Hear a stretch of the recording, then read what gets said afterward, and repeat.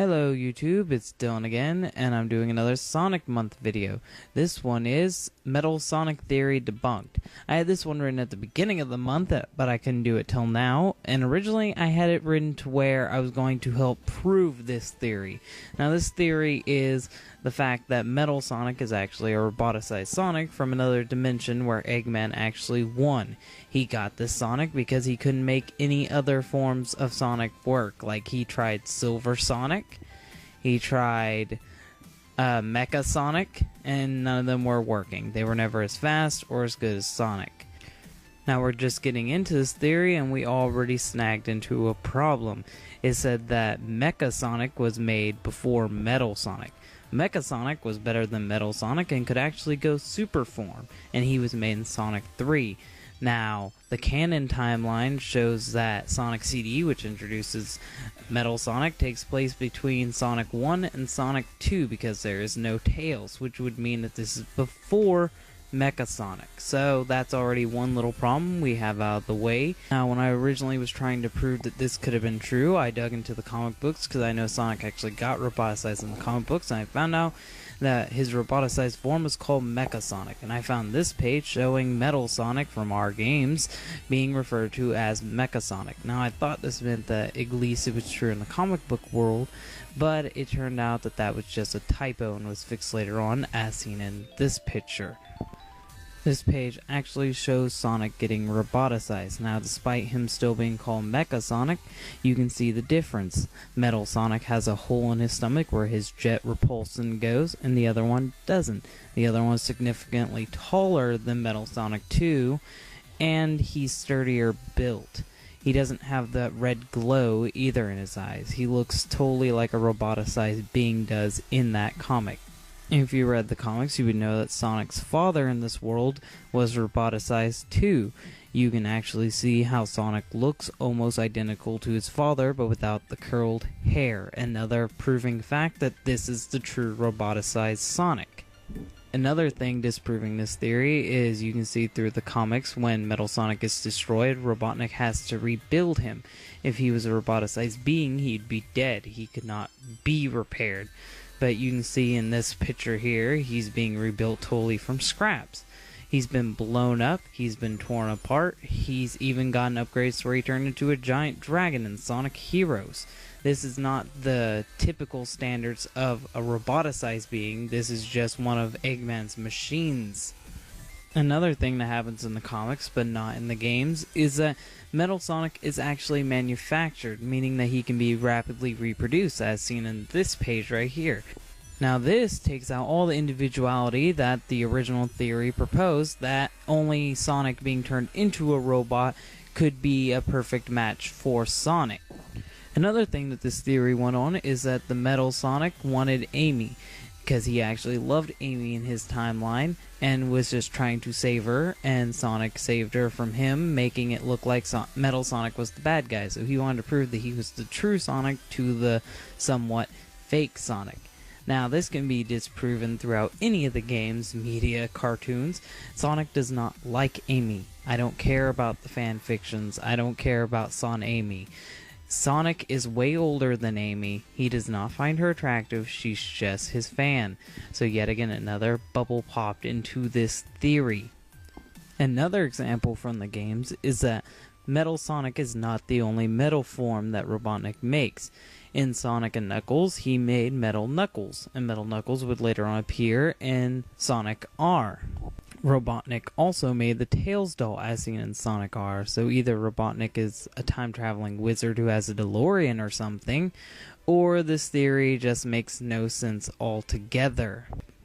And finally, my last thing to prove this theory is false is, in the NEGA universe, Robotnik has a descendant who makes his own Metal Sonic called Metal Nega Sonic, and Metal Nega Sonic looks just like Metal Sonic, proving that yet again the Robotnik family is smart and can make their own robotic beings and do not have to time travel and roboticize Sonic himself, because this would be proven impossible. Not to mention that Nega Sonic, as you can see, has a black and yellow color scheme. There's even been instances in the comics where Metal Sonic and Nega Metal Sonic has fought each other, so this would cause them to have a time paradox if that would be the case. Now normally I'm not so mean to theories, but this one caught on so quickly and people were actually considering it to be canon. That's why I've done this video, to slowly tear this theory apart. The truth is, there's no examples from SEGA saying that this is true, there's no proof from the comics saying this is true, and there's tons of contradictory in all of this. So, sorry to say it, Metal Sonic is not Sonic from another universe. But hey, it's just a theory. A game. Wait, never mind. Wrong show. Hello everybody, Dylan here, bringing you a Sonic theory. Now, this is the second time I've come back, so I think I'm going to be able to upload consistently depending on how long it takes to edit a video. Now, I think this video is going to take quite a bit to edit, so let's begin. This is, did Eggman create Sonic the Hedgehog? This theory centers around Eggman creating Sonic, of course. Now, they said that Eggman created Sonic for good, but I'm going to slightly tweak it so it works with my own research. Now, let's start with the fact that Eggman knew that Gerald was researching into creating the perfect life form, and the perfect life form is a hedgehog. So what if Eggman decided to try to create his own perfect life form? So he starts digging into Gerald's research and seeing that he went to the Echidna ruins, so he decides to go there. There he sees the mural from Sonic 3 and Knuckles, or just Sonic 3, where it shows a hedgehog being able to fight a giant robot holding the Master Emerald. It's here where he learns about the Chaos Emeralds and figures that he can use them for a power source for later, and it's also where he finally confirms that he needs to create a hedgehog. Now, for this next part, I wouldn't really know exactly how he would create Sonic, but I'm assuming he would create Sonic very similar to how Gerald created Shadow, but because he doesn't have the help of the black arms, Sonic turns out blue somehow. And he's not as strong as Shadow is with the Chaos Energy. But it does make sense that Eggman would create Sonic because how Sonic can tap into Chaos Control, something that a normal animal shouldn't be able to do right away. But he can because Eggman knows Gerald's research in order to let them tap into Chaos Control, as seen by how Shadow can tap into Chaos Control. Now, Eggman wants to test out Sonic's strengths, so he puts his friends inside of robots, and it shows him not to just kill things right away, because sometimes your friends might be in danger. Eggman goes around building these levels specifically designed to test Sonic's speed and strength. That's why sometimes you see loop-de-loops and sometimes you see these little platforms that go up and down. Each time Eggman's not really attempting to kill Sonic because of all of his weak robot attachments to the Eggmobile at the end. He's just trying to test Sonic to see how well he can do against other opponents. You could almost say that all this is far away from humanity, so no one will see the experiments going on, and that's why you never see any humans in the original Sonic games. Now it's time for Eggman to test Sonic's speed, and what else to test Sonic's speed is with another Sonic robot. So Eggman makes series of Sonic robots to test Sonic's speed and agility. Sonic always comes out on top.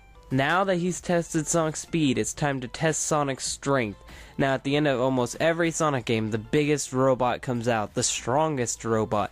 This is to test Sonic's strength and planning to see if he can beat someone way bigger and tougher than him. Sonic uses his brain and not his bronze to find the weak spots on all of the big robots, as in Sonic 2, Sonic 1, and Sonic 3. Doing this, he's proven himself to Eggman. After he's proven himself to Eggman, Eggman probably tries to get Sonic to join up with him, but Sonic declines and runs off. So now Eggman is stuck to just finding out Gerald's other research to see if he can recreate any of Gerald's other things he studied about. This is proven when Eggman helps bring out Perfect Chaos in Sonic Adventure 1 and brings out Shadow in Sonic Adventure 2, two things that Gerald has been researching about. But in the end, Sonic's always there to stop him.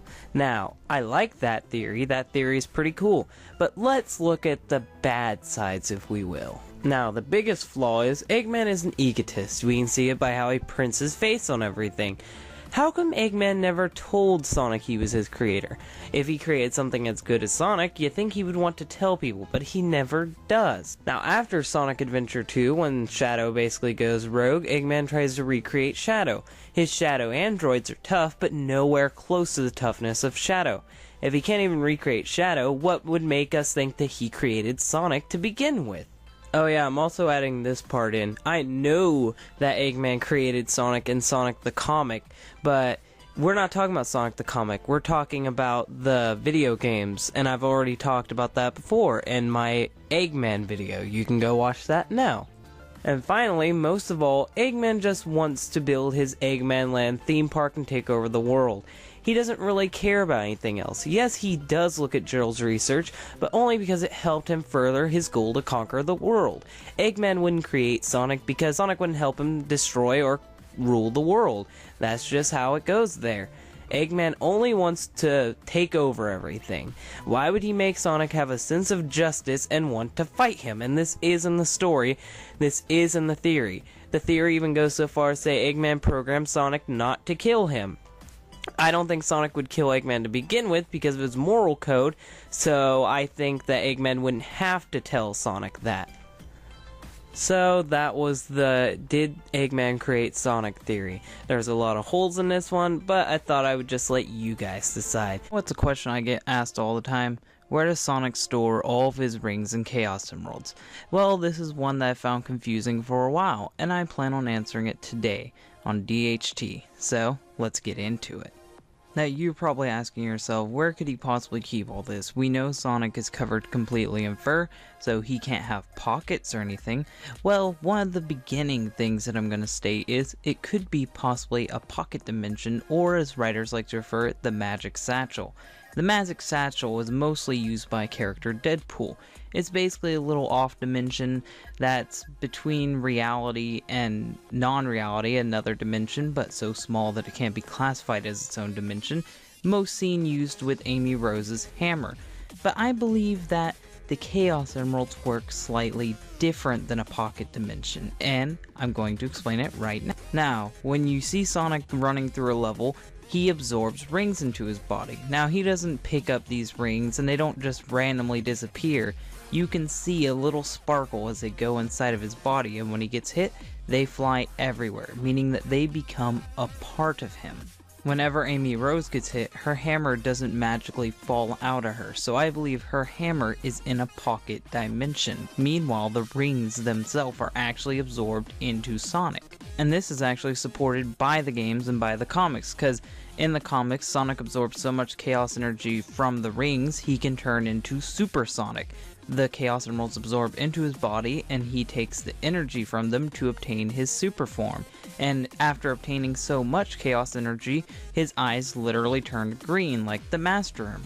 So I believe that because Sonic absorbs the rings, the chaos energy is allowed to mix in with his body, so he can literally absorb the Chaos Emeralds into his body, not hide them in a pocket dimension or literally put them inside his pocket. To further prove this, look at people like Eggman and Metal Sonic. Metal Sonic and Eggman cannot control chaos energy, they can only manipulate it, which is why Eggman has to carry around the emeralds inside containment centers instead of absorbing them into his body, because he cannot control chaos power and he cannot become one with it, so he literally has to have a way of containing it no matter what, unlike Sonic. Another person we see exhibiting this behavior is Knuckles. You know how big the Master Emerald is compared to Knuckles, it's giant. But when the Master Emerald breaks up into little pieces, Knuckles is allowed to absorb the pieces inside of himself and store them until he can get them all back together. And our most perfect example to show that the Chaos Emeralds literally absorb into your body is Chaos. When Chaos gets an emerald, he absorbs it literally into his body. We can see it inside of him, and he mutates every time he does, until he becomes perfect Chaos, and we can see all of the emeralds that were inside of him until they are ejected. So, where does Sonic store all those rings? Not in a pocket dimension, but inside of his own body. Through using the power of Chaos Control, Sonic, Shadow, and a few others who can maintain and control Chaos Control can absorb rings and Chaos Emeralds and Master Emerald Shards inside of themselves, not store them in a pocket or a pocket dimension like Amy does. And that's it, that's all I have. So I hope— Hello everybody, Dylan here today on DHT, Games, Comics, Theories, and more. And today we are doing a theory, a Sonic theory, but this one's gonna be different because we have a special guest. Hello everyone, I am the SEGA Scourge, the Sonic Theorist, happy to be here on Dylan's channel.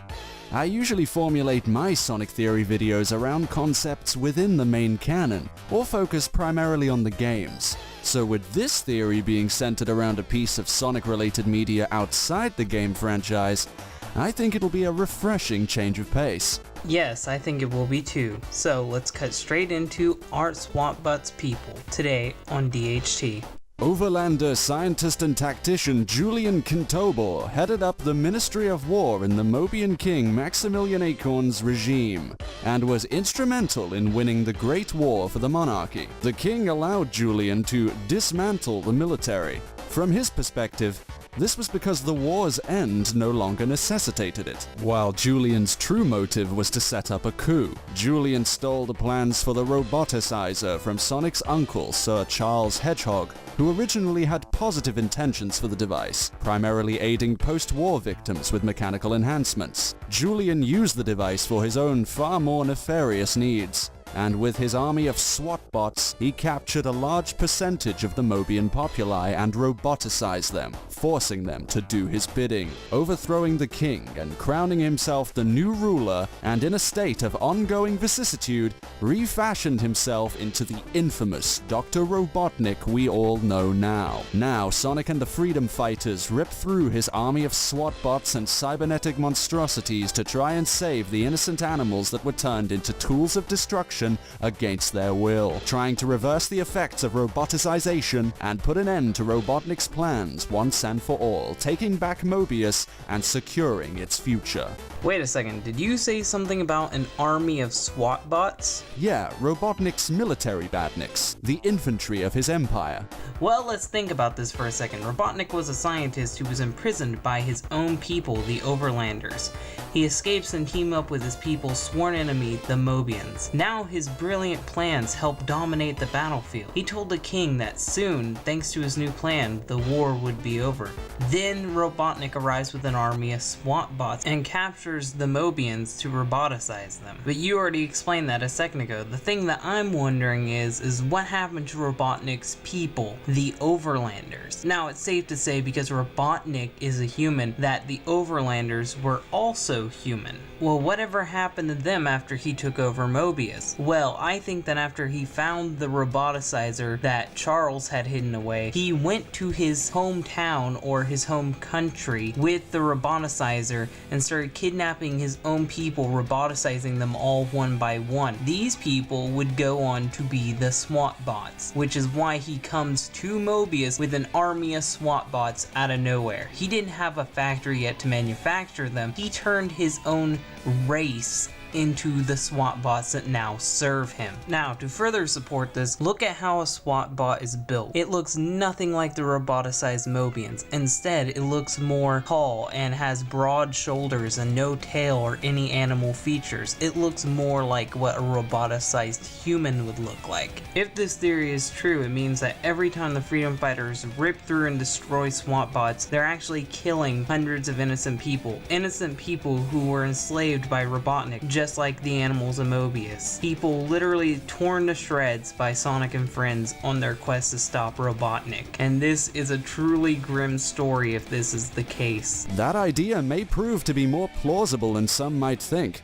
After all, Julian no doubt held large animosity towards his own kind for rejecting his research and his later imprisonment. Not only that, but if you take a look at the SWAT bots' movement patterns, they're hardly mere machines.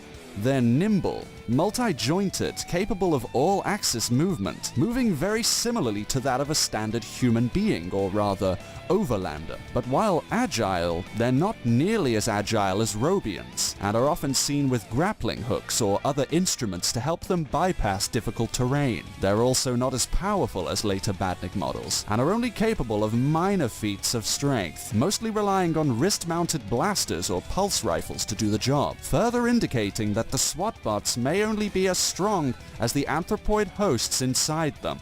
There's certainly room for discussion there, but until that time, thanks for inviting me along to help analyze this theory, Dylan. You're welcome. Glad to have you on here, Sega Scourge. Hope you show up again sometime. Hello everybody, Dylan here today doing a theory, Sonic theory. And today's Sonic theory is gonna be, why is modern Sonic faster than Sonic from Sonic Boom? Now, a question I was asking in my comments on one of my other theory videos is, why is Sonic Boom Sonic so much slower? So let's answer that with 4 possible outcomes today on DHT. Now let's get one of the more odd explanations out of the way, because the ones that I have later are way better, so we're gonna get this one out early so I can tell you the better ones. The first explanations might be because he's too long and lanky. His arms are far too long and his legs are far too long and skinny. He doesn't look like he can support running at such speeds, and if he tries to run too fast, his legs might buckle down to the pressure, and I don't think he could handle it, honestly. Because look at his body. He's much taller than modern Sonic, and he dwarfs classic Sonic. So I don't really know if these longer legs could actually handle running at the speeds that modern Sonic runs at. And modern Sonic is more sternly built, so he can handle the speeds, because he's still got a little bit of pudge on him like classic Sonic. As for with Sonic Boom Sonic, he's way skinnier.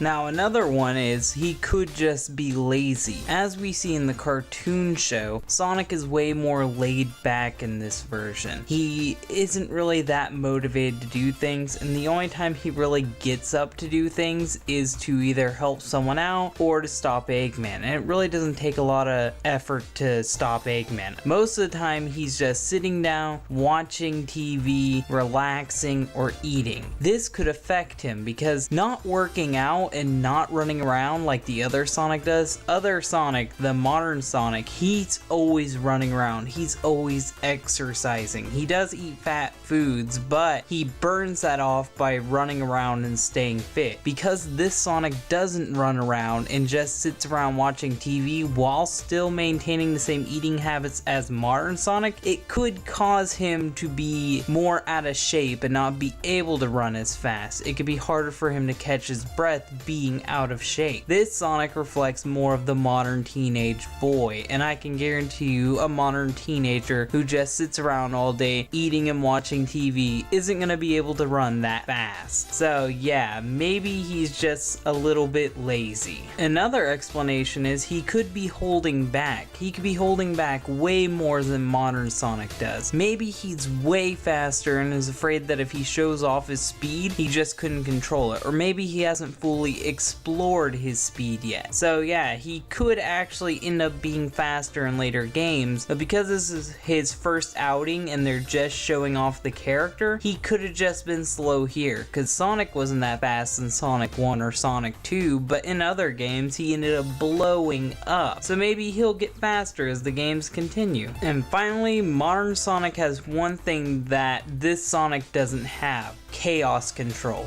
Modern Sonic has been exposed to the Chaos Emeralds for years, has went super for years, and has even been exposed to the Super Emeralds and the Master Emerald and turned into Hyper Sonic. Now, turning into these super forms possibly unlocked hidden speed potential in Sonic and helped him tap into his full speed potential, allowing him to go faster than what he ever could. Because if you notice in Sonic 1 and 2 and 3, Sonic's fast, but he isn't that fast. And from Sonic 1 to Sonic 3, you can already feel the speed building up in him. He's already being able to run way faster than he could in Sonic 1. And in games like Sonic 06, you're seeing that he's able to run at Mach sections now. He can run at Mach speed like it's nothing. So yeah, Sonic Boom Sonic though doesn't get this advantage.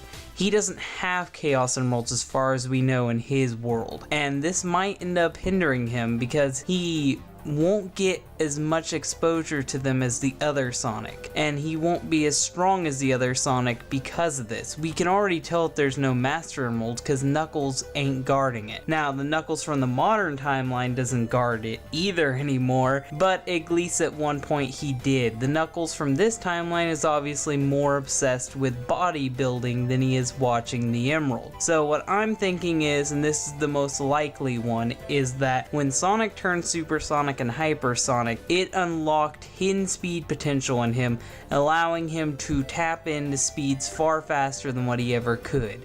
And that explains why in Sonic 1 he wasn't that fast, but by the time we get to Sonic 06 he's a pro. The more time he spends locking into this potential, the faster he gets. It's even shown off in the Sonic SatAM cartoon. When Sonic gets rings, he can go faster. So this could possibly mean that if the Sonic from Sonic Boom ended up learning how to use the full potential of the rings and possibly find the Chaos Emeralds, he could tap into his hidden speed. These are just some possible explanations to why Sonic Boom Sonic is slower than modern Sonic. But in the end, you can make up your own mind, decide what you want to, but no matter what, at the end of the day, Sonic Boom Sonic just isn't as fast as modern Sonic. Believe any one of these you want to, and if you can think of anything else, just comment it down below. I'd love to hear what you guys had to think. And yeah, that's gonna be all for this theory. Hello everybody, Dylan here today, and we are gonna be doing a theory, a Sonic theory. But I'm switching it up this time.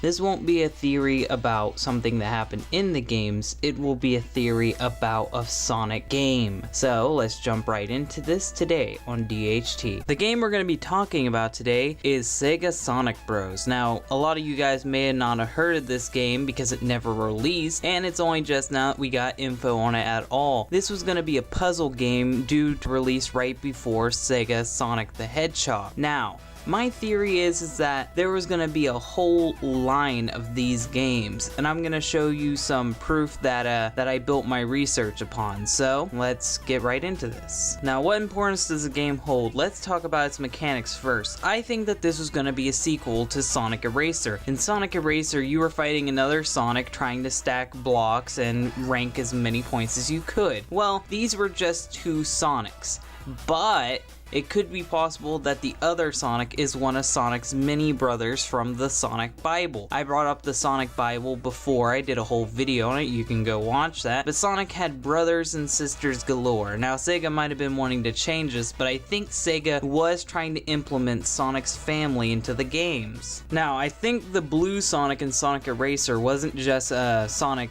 doppelganger, it was supposed to be one of Sonic's brothers. And I think the red Sonic and the yellow Sonic from SEGA Sonic Bros were also going to be his brothers, and it was rumored that there was going to be a game out, and it's been confirmed that this game was being worked on, an RPG game featuring Sonic's sister. So we'd be getting 3 Sonic brothers, Sonic and his sister. Now this is nowhere close to what they said in the Sonic Bible, but SEGA likes to change stuff around. I'm sure that this is what inspired them to make these siblings of Sonic the Hedgehog, and if these games would have actually worked out, I'm sure that instead of a lot of the characters we would have just got Sonic sibling characters. So what happened to the sibling characters after their games failed? Well, let me tell you. Now SEGA Sonic Bros was being worked on right before SEGA Sonic the Hedgehog. So what I'm thinking is that Mighty the Armadillo and Ray the Flying Squirrel were replacements for the red Sonic and the yellow Sonic. You can even tell this because Ray the Flying Squirrel looks very similar to Sonic the Hedgehog. The only reason why you can tell the two apart is because he's got that tail,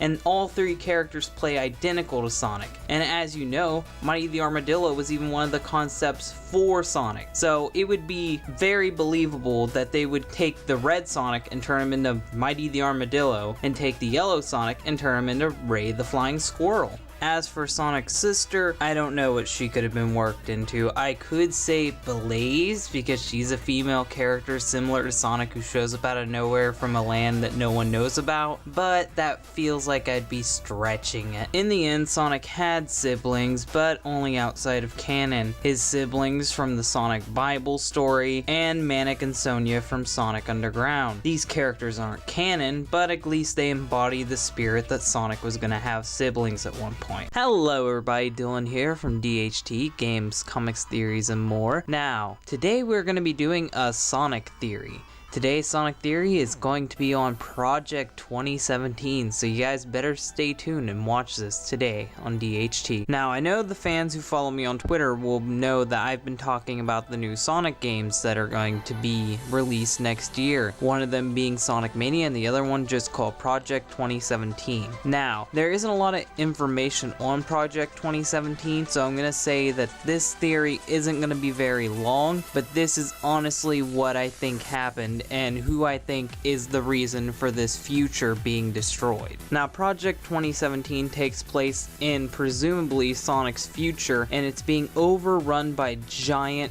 robots that shoot laser beams. Now, we can't tell exactly what city this is in, but a lot of people have estimated from how the buildings are structured and the bridges in the background that this is New Orleans. We can't guarantee anything, but that's where we'll say it's from. Now, judging by how the fences are spiked and there's tires laying around everywhere, I'm assuming that this city has been under siege for a while. And because it says join the resistance in the trailers, I'm gonna assume that the world, or at least this city, has already been fully taken over by whoever is in charge. Now, who's in charge of this attack? Who's the leader of this new dictatorship? Well, in order to figure that out, we'll have to first take a look at these robots. These robots are massive, way bigger than Sonic and way bigger than most of the buildings in the city. Now, if you look at the structure of this robot, you'll notice that it has gyro spiked hands. That isn't just a normal robot design. That is specifically Eggman's Death Egg robot from Sonic 2. Now, you'll notice that it has the little spots where Eggman's cape would be, classic Eggman's cape. That's very important, and you'll figure that out as I continue on. If you look at the face, it isn't built like Eggman's face. It's just one little eyeball. So I'm assuming that these are being mass produced by the culprit. Who is the culprit exactly? Well, let me get into that. Now, I know what you're thinking. Because you've seen the two Sonics team up, classic Sonic and modern Sonic, in the trailer, you're gonna assume that modern Eggman, classic Eggman teamed up. Well, I don't think this at all. If you paid attention to what happened last time, the plan was really good, but the two Eggmans just couldn't get along. They always messed up each other's plans. I blame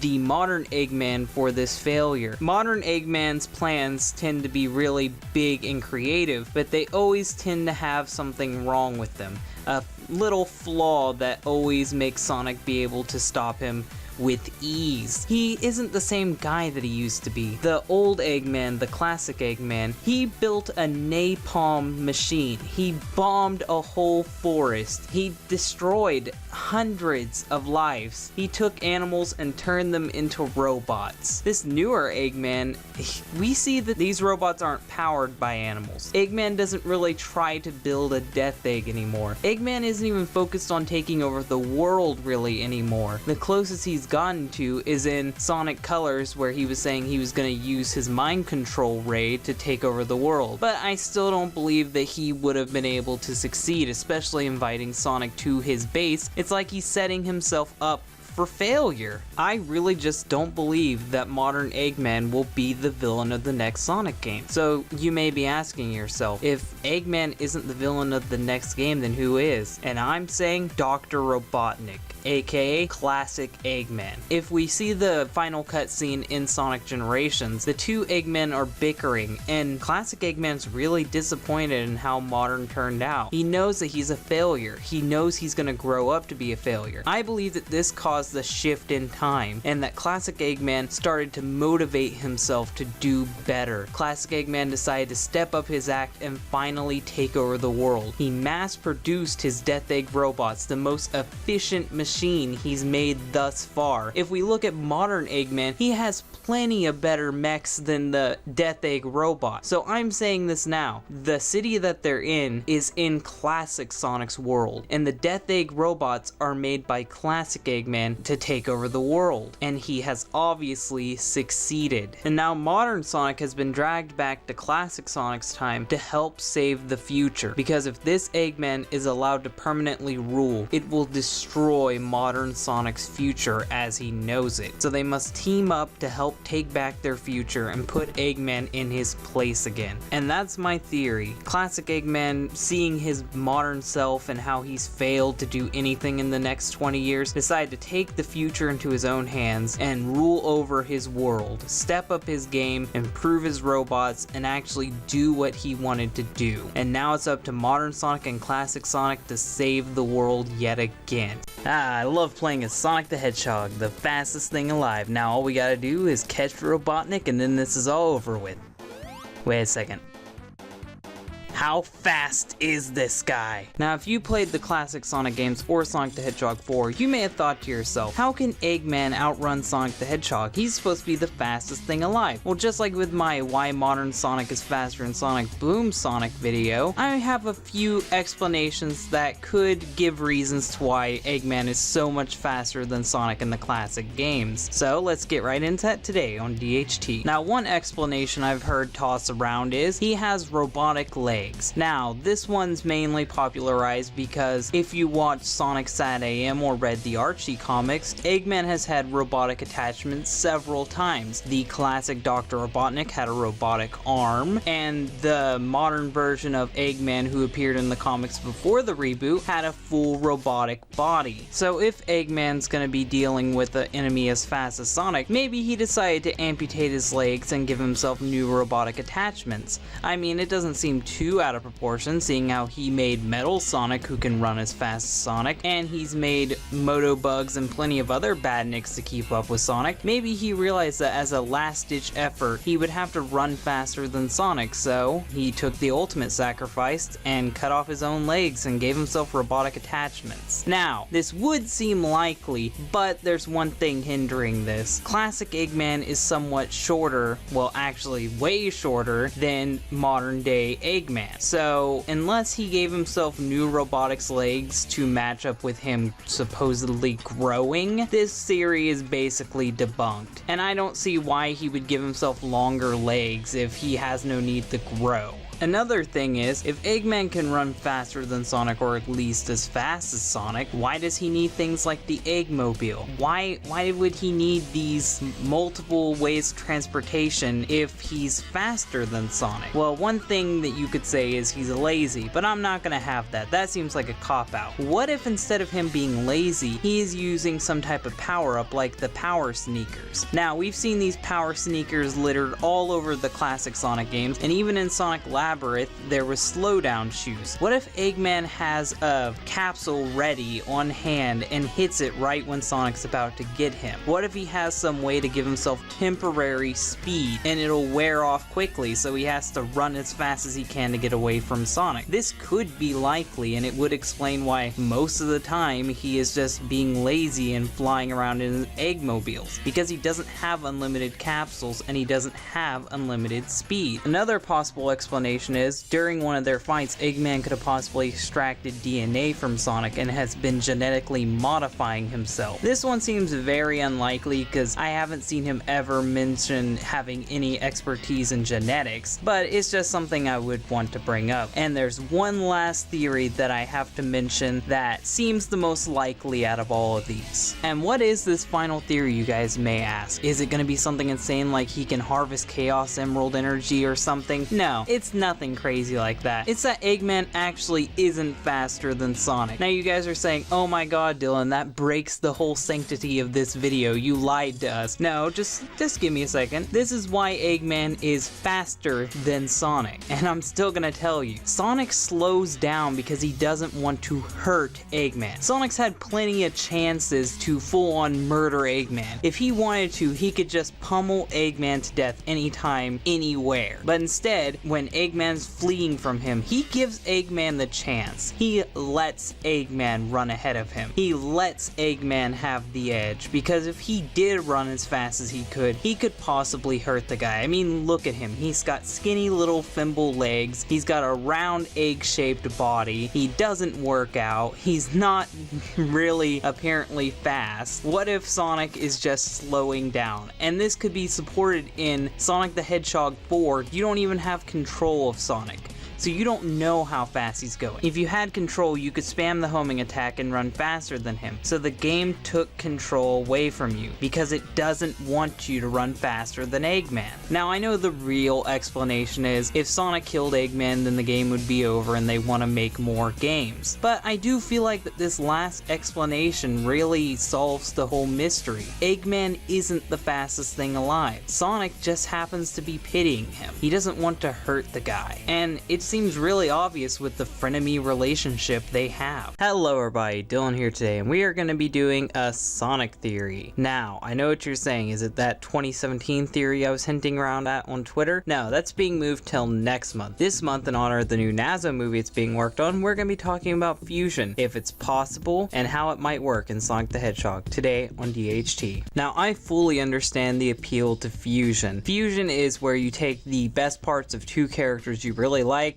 and mix it together into one badass character. Now, fusion isn't anything new to the Sonic the Hedgehog fandom. People have been wanting to fuse characters together for years, but no one's really given a good explanation to how it might work. So today we're going to be talking about one of Sonic's main comparisons, Dragon Ball Z. Sonic has borrowed a lot of ideas and concepts from Dragon Ball Z, as the Chaos Emeralds being similar to the Dragon Balls, Super Sonic being similar to Super Saiyan, Trunks being similar to Silver. There's a lot of ideas borrowed from Dragon Ball. So we're going to be talking about how fusion works in Dragon Ball. Then we're going to be talking about a whole different type of fusion that might be actually possible in the Sonic the Hedgehog games. Now, the first type of fusion we're going to be talking about is the fusion you can get through doing the fusion dance in Dragon Ball Z. Now, this requires for both people to lower their powers to the exact same level. Then they do a dance, touch fingers, and then they fuse. This fusion is limited, and depending on how strong the fusion is how quickly it'll run up. If you're fusing into a Super Saiyan 1, it could last up to 30 minutes. If you're fusing into a Super Saiyan 3, it would be way less. So, knowing this, would it work with Sonic the Hedgehog characters? It actually could work. If there was some type of dance out there, it's very likely that they could just do this dance and have similar power levels and fuse together. Would this fusion be practical? Not really. It screwed over a lot of people in Dragon Ball, mainly Gotenks, a mixture of Goten and Trunks. So I wouldn't really like this fusion because it's way too impractical and majorly screws people over. Now, the next set of fusion we're going to be talking about is the Potara earring fusions. Now, Goku is given a set of Potara earrings by a Supreme Kai, one of the gods of the Dragon Ball Z universe, and with these earrings you put one earring on one ear and the other guy puts the earring on the opposite ear, and then the two fuse forever. You lose no power in this fusion, you actually gain a boost from this fusion, but in result you become a whole new being and you're stuck that way forever. The only reason why Goku and Vegeta split up is because they went inside Boo's stomach and it separated them. The only reason why Supreme Kai was able to split up recently is because he made a wish on the Dragon Balls. So would this fusion technique be practical for Sonic? If there was some type of god out there, I highly doubt it in the Sonic universe, that could fuse these two together forever, it would give them a power boost and they might be able to destroy the foe they're fighting, but being stuck together forever seems ridiculous, and there's no Dragon Balls in the Sonic universe and the Chaos Emeralds don't grant wishes, so they would literally be stuck that way forever. You would be stuck with a Sonic Shadow or Sonic whoever fusion forever. So I don't think this fusion technique would be practical for the Sonic the Hedgehog universe where the status quo is law. Now, splitting apart from Dragon Ball Z for a second, we're going to be talking about Steven Universe. In Steven Universe, there's these beings called gems, and these gems can do a dance not similar to the Dragon Ball Z dance at all. You only have to connect spiritually in this dance, and their beings mixed together into one. Now, you're wondering, Dylan, if Sonic the Hedgehog characters are living beings and not gems, how could they do this fusion? Well, Steven is a gem-human hybrid, and he's able to fuse with other humans and other gems. So there could be some possibility that Sonic would be able to tap into some chaos energy of some type and fuse together, which our next fusion is going to go more into this. Now, our next fusion and our final fusion is shown off in the Nazo movie. Now, this fusion, if you watch it the first time, it can be really confusing because they just kind of clash together and then they're one. But in reality, what happened is that they tapped into some form of chaos control that temporarily mixed their beings into one, transforming them from their regular super forms into this hyper fusion form that gave them basically unlimited power. Now, in this form, they were impervious to damage, damage, they could move faster than what we could even keep up with, and they were able to defeat a being charged up with all the Chaos Emerald energy and Master Emerald energy, which means that this form is majorly overpowered. They were able to stop Nazo like it was nothing. Meanwhile, Nazo had already knocked out them and all of their super forms, fighting him all at once. So that means that this character is beyond broken, and there's no way that he could ever work in a video game. Now, if I had to say which one of these fusions are the most practical for Sonic, it would either be the Fusion Dance or the Chaotic Fusion from Nazo Unleashed. These fusions seem like they're the most practical and they're temporary, but one of the things is it makes Sonic a little bit too overpowered. One of the things that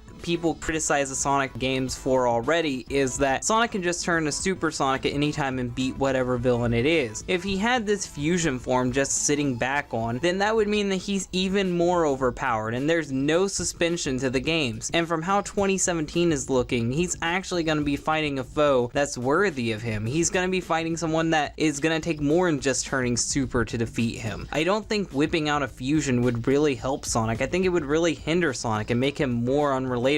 It would basically be a Superman effect on the Sonic the Hedgehog franchise, and we really don't need any more overpowered super forms. So in the end, do I think fusions are possible in Sonic the Hedgehog? Yes, they are very possible in Sonic the Hedgehog. They could come up with the chaotic fusion or anything else. It's SEGA. They can whip out any plot hole they want to make these characters fuse. But is it a good thing? No, I don't think it's a good thing, and I think it should just be left to fan fiction like Nazo Unleashed. But I hope I answered some questions about fusion for you guys today and how it might work if it was even possible in Sonic the Hedgehog. Hello everybody, Dylan here today. We are going to be doing a Sonic Theory. Today's Sonic Theory is going to be especially spooky because we are going to be talking about who and or what Sonic.EXE is today on DHT. So yeah, despite Sonic.EXE being around since 2012, it seems that a lot of people are still confused on how he became who he is and what exactly this being is. It goes all the way from him being a robot, to him being possessed, to him being Zalgo. It's all insane, so I'm gonna help clear up some misconceptions today. The first one to tackle is that Sonic.EXE is the real Sonic. Sonic is running around killing his friends. This is the same Sonic from the video games that we know and love. There's two theories that go along with this one. There's the Sonic's possessed, which means that some type of ghost or demon is possessing Sonic's body and making him kill his friends against his will. And then there's the Sonic turned evil, either from power or mind control. I'm gonna debunk this really quickly with, in some of the versions of Sonic.EXE, not all of them, depending on if you're getting an older version, you might not be able to do this, but there is a level where you can kill Sonic as Sonic.EXE. There can't be two Sonics in the same place if he's possessed or if he's just a Sonic turned evil.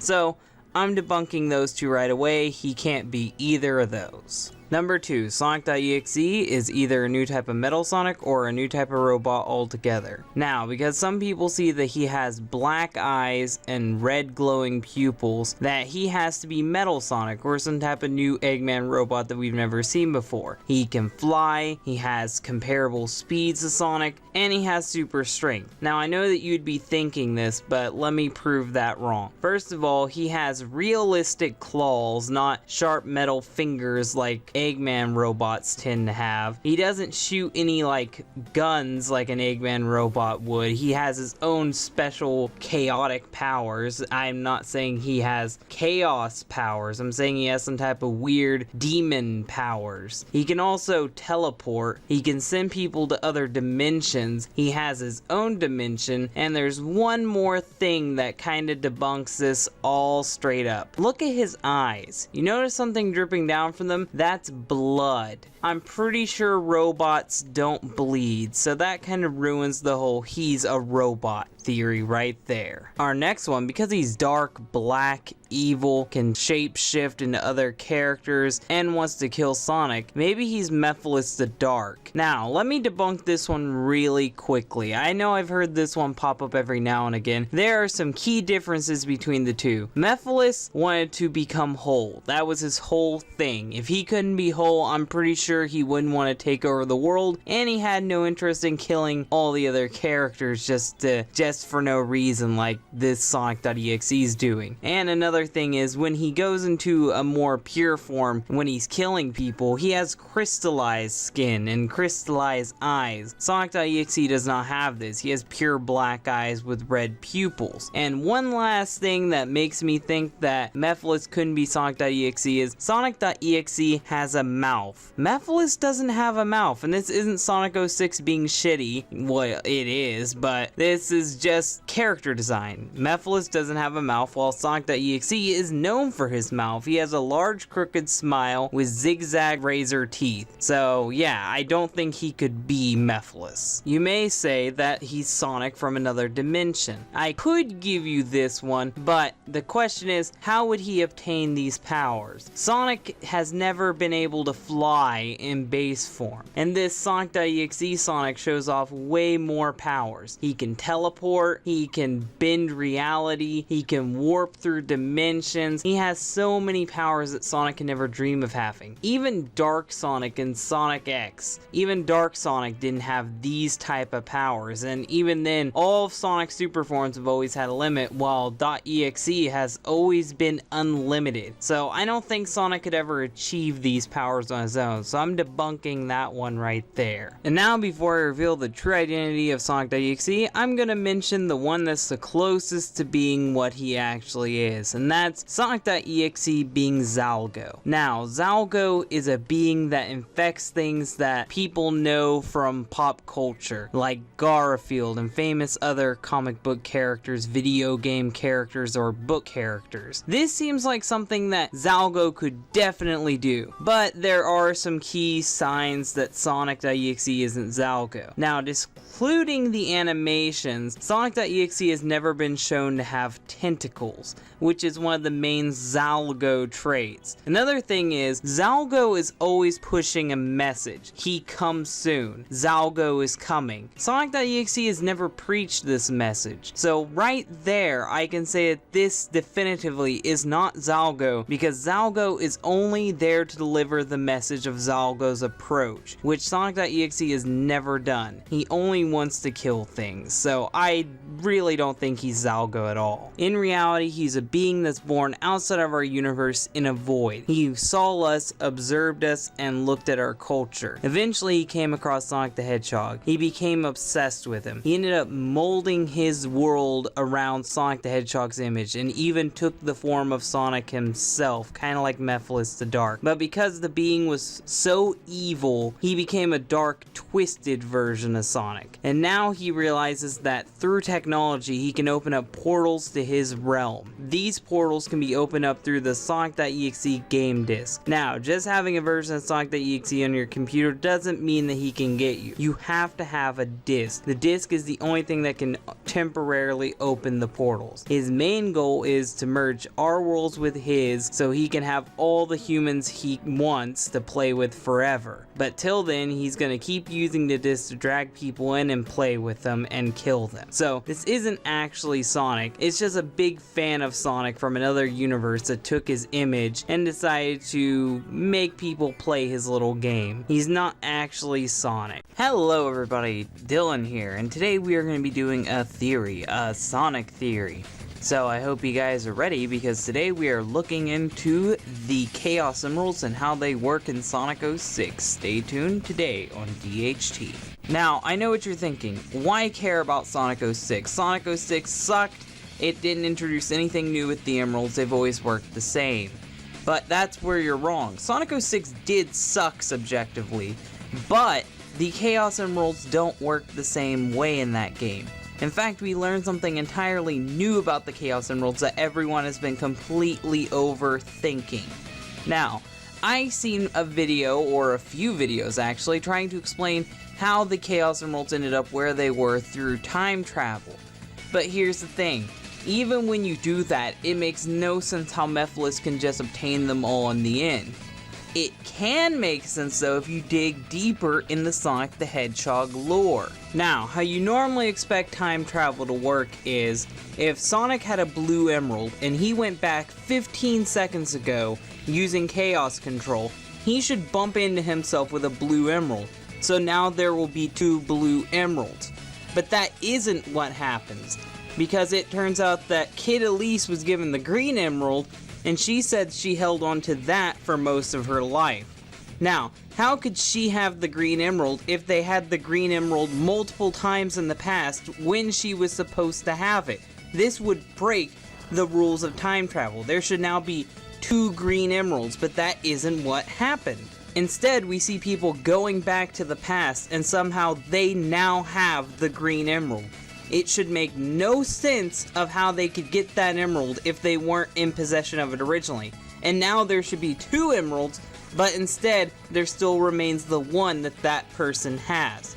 You may say that this is unexplainable, but if you look deeper into Sonic the Hedgehog lore, it can be explained pretty easily. In Sonic Rivals 2, the Master Emerald is being described as a transcendent object, meaning that it exists in all places and time at once. And if you take it from one place in time, it disappears throughout all places and time. Well, what if the Chaos Emeralds work in a similar way to the Master Emerald? After all, the Chaos Emeralds were created by the same deity that created the Master Emerald, so it's not totally out of logic to say that they would work similar. Now, since we know the Chaos Emeralds are transcendent objects, we can rethink how the emeralds work in Sonic 06. Now, let's go back to our thought experiment. Sonic has the blue emerald.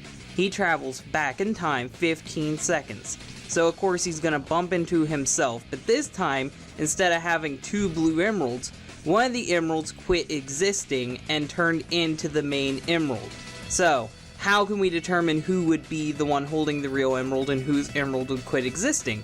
It's purely by chance or by plot's sake, because sometimes people from the future go back into the past and now they have the only green one. Sometimes people from the past go into the future and now they have the only green emerald. It's really just up to luck on whose emerald ceased to exist and whose emerald now exists. So basically what I'm saying is, if you have an emerald and you go any place in time, chances are you will lose your emerald or someone else will lose that emerald. The emeralds can't exist both at the same time. There can't be 2 green emeralds, there can't be 2 red emeralds. One has to quit existing. It would be way too overpowered if these objects could exist, because then theoretically someone could travel back in the time multiple times and have 6 set of Chaos Emeralds. That's not how the emeralds work, and that's not how the Master Emerald works. Because if the Master Emerald is stolen from any place in time, it quits existing altogether until it's returned back. Now, this is complicated, but I do believe that this is how time traveling works with the Chaos Emeralds. It's really simple, but yet really complicated. And if my theory is right, then all those videos trying to track the emeralds are now completely useless, because they don't go by the rules of logic you would normally expect them to. Normally, you would expect if you have a rock and you travel back in time to meet yourself, you both will be holding the rock, but that's not how it works with Sonic. Hello everybody, Dylan here. Today we are doing a theory, a Sonic theory. Today's theory is pretty short. Normally I wouldn't cover one this short, but because it's Valentine's Day, I'll make an exception. Today's theory is, will SonAmy work? Now, there's plenty of Sonic and Amy's. The one we are going to be talking about is the Archie comic Sonic and Amy. And this is pre-reboot because there's more to work with, and I really haven't read past the reboot, and I don't know if I want to, seeing how the direction the stories are being taken. So, let's get into this today on DHT. First of all, Sonic and Amy from the comics are much different than their video game counterparts, even though they look similar. Amy originally looked like her Sonic CD form and was about as young compared to Sonic, who was a teenager at the time, until she used the Ring of Acorns to age herself up. But even though she became about the same age as Sonic, she was still immature like a child, which is why her affections towards Sonic seem very immature and not developed. It could be the fact that she just rushed through puberty and she doesn't know how to handle these feelings that she has for him now. But she does definitely have romantic feelings for Sonic. This can be showed off when Scourge impersonated him. He asked her out and she immediately said yes. If she did just see him as a friend, she would have rejected him. But despite her having romantic attachments towards him, she still is independent and she still can fight for herself. In the Archie comics, she isn't just someone who gets kidnapped. Most of the time, she's one of the people on the front lines. She even helps her cousin Robbo the Hedge out on his missions all the time. So she is strong and independent. It's just sometimes her feelings for Sonic get in the way. So now since we got Amy's feelings for Sonic understood, we have to look into Sonic. And for Sonic, it's a little more obvious that he doesn't want to be with Amy. First of all, let's start with the argument everybody uses for the video game Sonic. Oh, he's just shy and he's not ready to admit that he likes Amy. Yeah, you have a point for the video games, but not with the comic books. Let me give you multiple examples of girls Sonic's been with and openly hit on in front of everybody. First of all, the best example, Sally Acorn. He was with her for the whole run of the original comics off and on. He had been seen kissing her in front of everybody, holding hands with her in front of everybody, fighting in front of everybody. They were so obviously a couple. Second example, Bunny Rabbit. This relationship wasn't as long, but still, he was very open with it. You can see him kissing her in front of everybody. He was not shy there. He also had a kind of thing with Mina the Mongoose, but with that one it's more implied than anything, and they didn't end up together, so we'll let that one slide. But another relationship he got into was with Fiona the Fox. He got with her because he felt like she was a bad influence for Tails, and he just wanted Tails to move on from her, but still, he got with her, he showed affection towards her in front of everybody, and he was still a little bit hurt when she turned out to be a bad guy. He's even hit on Nicole, who is a hologram. There is no girl that Sonic will not hit on, even if she's a robot. And my final case is in the Archie several years later comics where it looks into the future, Sonic is always seen with Sally. They have done this multiple different times, and Sonic always ends up with Sally, and I'm sure that if they choose to do this with the modern comics, he will still end up with Sally. Now I know what you're saying, Dylan, I can pull up several panels to show that Sonic has been affectionate towards Amy, and you'd be showing the same panels that I'm showing. But do you notice something about all these panels? Sonic is bragging about how he just saved her. It's an ego trip. He wants to play the hero. It's nothing to do with affections, and you can even see in this panel that he's being just like Sonic in the video games and looking disgusted and trying to back away. Unless he needs an ego boost, he isn't gonna try to do anything with Amy. So do I think Archie comics on Amy will ever happen? No. It's so clearly that Amy has feelings for Sonic, but Sonic is just kind of a dick. He's not really showing the emotions back, and he sometimes even manipulates Amy just to get an ego boost. It's really sad, but it really just shows how manipulative Sonic can be. Hello everybody, Dylan here today, and we are going to be doing a theory, a Sonic theory. Today's theory, we are going to be looking at the Sonic the Hedgehog timeline, seeing where the new Sonic Mania game could possibly fit place in. So, let's get right into this today on DHT. Sonic Mania isn't out yet, but we can still take bits and pieces of information that we've gotten from the trailer and the gameplay that we've been shown to piece together where this could be taking place at. To simplify things, I'm not going to be including the mobile games such as the Game Gear titles because it would confuse the timeline, and there are several inconsistencies, and we don't really know what all is canon to the Sonic the Hedgehog timeline regarding the SEGA Master System games and Game Gear games, so we're just going to be excluding those. First thing that we see is Tails is a playable character, so that means that this has to be taking place after SEGA Sonic the Hedgehog the arcade game, Sonic the Hedgehog 1 and Sonic the Hedgehog 2, because Sonic didn't know Tails in the other two games and met Tails in Sonic the Hedgehog 2. That was their first adventure. And now we take a look at Sonic's moveset in Sonic Mania. In Sonic Mania, we can see that Sonic can do the Super Peel Out. The Super Peel Out was introduced in Sonic CD, so that means that this game has to be taking place after Sonic CD. Now, this is where it gets confusing. Some people would say that Sonic CD takes place before Sonic 2, but I have to disagree. I say Sonic CD takes place after Sonic 2. The reason why is, in Sonic 2 we get introduced to Silver Sonic. Silver Sonic is slow, he's not very strong, he's a very inferior Metal Sonic. Metal Sonic is far better than Silver Sonic, so why would Eggman take a step down and make Silver Sonic after Metal Sonic? So that's just why I believe it. So I'm gonna place it after Sonic CD, and I'm placing Sonic CD after Sonic 2. I know some people are going to get mad about that, but it just makes sense to me. And for the few people who will say, oh, Sonic CD has to happen before Sonic 2 because he isn't with Tails, well, Sonic doesn't always go on adventures with Tails. Sometimes he just leaves him behind. That's like saying that Sonic the Hedgehog 4 takes place before Sonic the Hedgehog 2 just because Tails isn't there. Tails doesn't always have to tag along with Sonic. Sometimes Sonic just likes going on an adventure on his own. Now we're going back to the playable characters again. We can see that Knuckles the Echidna is going to be in this game, so we can assume this is going to take place after Sonic 3 and Knuckles. Now, some people would say that Sonic 3 and Knuckles takes place before Sonic CD because Metal Sonic continues, meanwhile Mecha Sonic only stayed in Sonic 3 and Knuckles. Well, I can see Mecha Sonic being another form of Metal Sonic because Metal Sonic was designed just for speed. He could keep up with Sonic the Hedgehog, but he wasn't actually stronger than Sonic. Eggman had to rely shooting Sonic with a laser beam because he knew Metal Sonic couldn't beat him strength-wise. That's just the reality of it. So this time Eggman decided to have his creation go super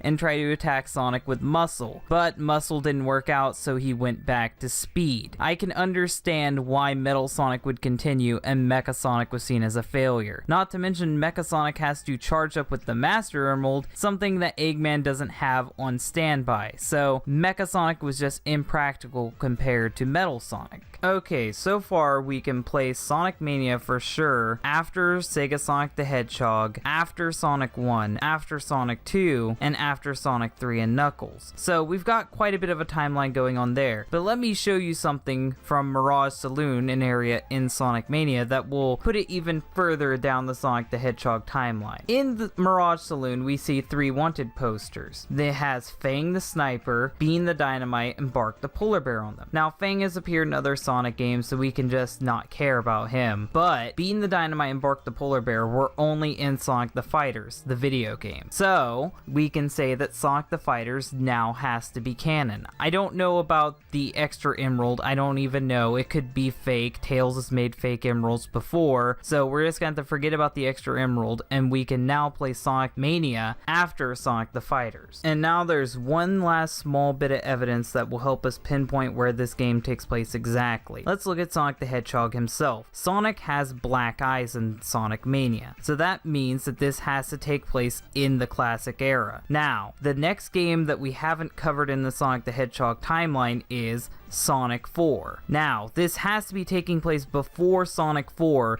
because in Sonic 4, Sonic has longer quills and green eyes. Because he has green eyes, we can confirm that Sonic Mania has to be before Sonic 4, wrapping up our timeline completely. And now, since we've had our research shown off and examined everything from playable characters, movesets, and Sonic the Hedgehog's eye color, we can finally set up our timeline. It goes Sega Sonic the Hedgehog the arcade game, Sonic the Hedgehog 1, Sonic the Hedgehog 2, Sonic the Hedgehog CD, Sonic 3 and Knuckles, Sonic the Fighters, then Sonic Mania, and then Sonic 4 Part 1 and then Part 2. This is just a speculative timeline. I know that Sonic CD doesn't fit in my timeline where it will fit in your timeline. But hopefully I've given enough research and enough evidence to justify why I placed it where I placed it. Hello everybody, Dylan here, and today we are going to be doing a theory, a Sonic theory. Today's Sonic theory, we are going to be looking at who could possibly be the new character in Sonic Forces. So let's get right into this today on DHT. Now, what caused all this speculation is Sega showed off a silhouette of what the new character was going to look like from Sonic Forces. This new character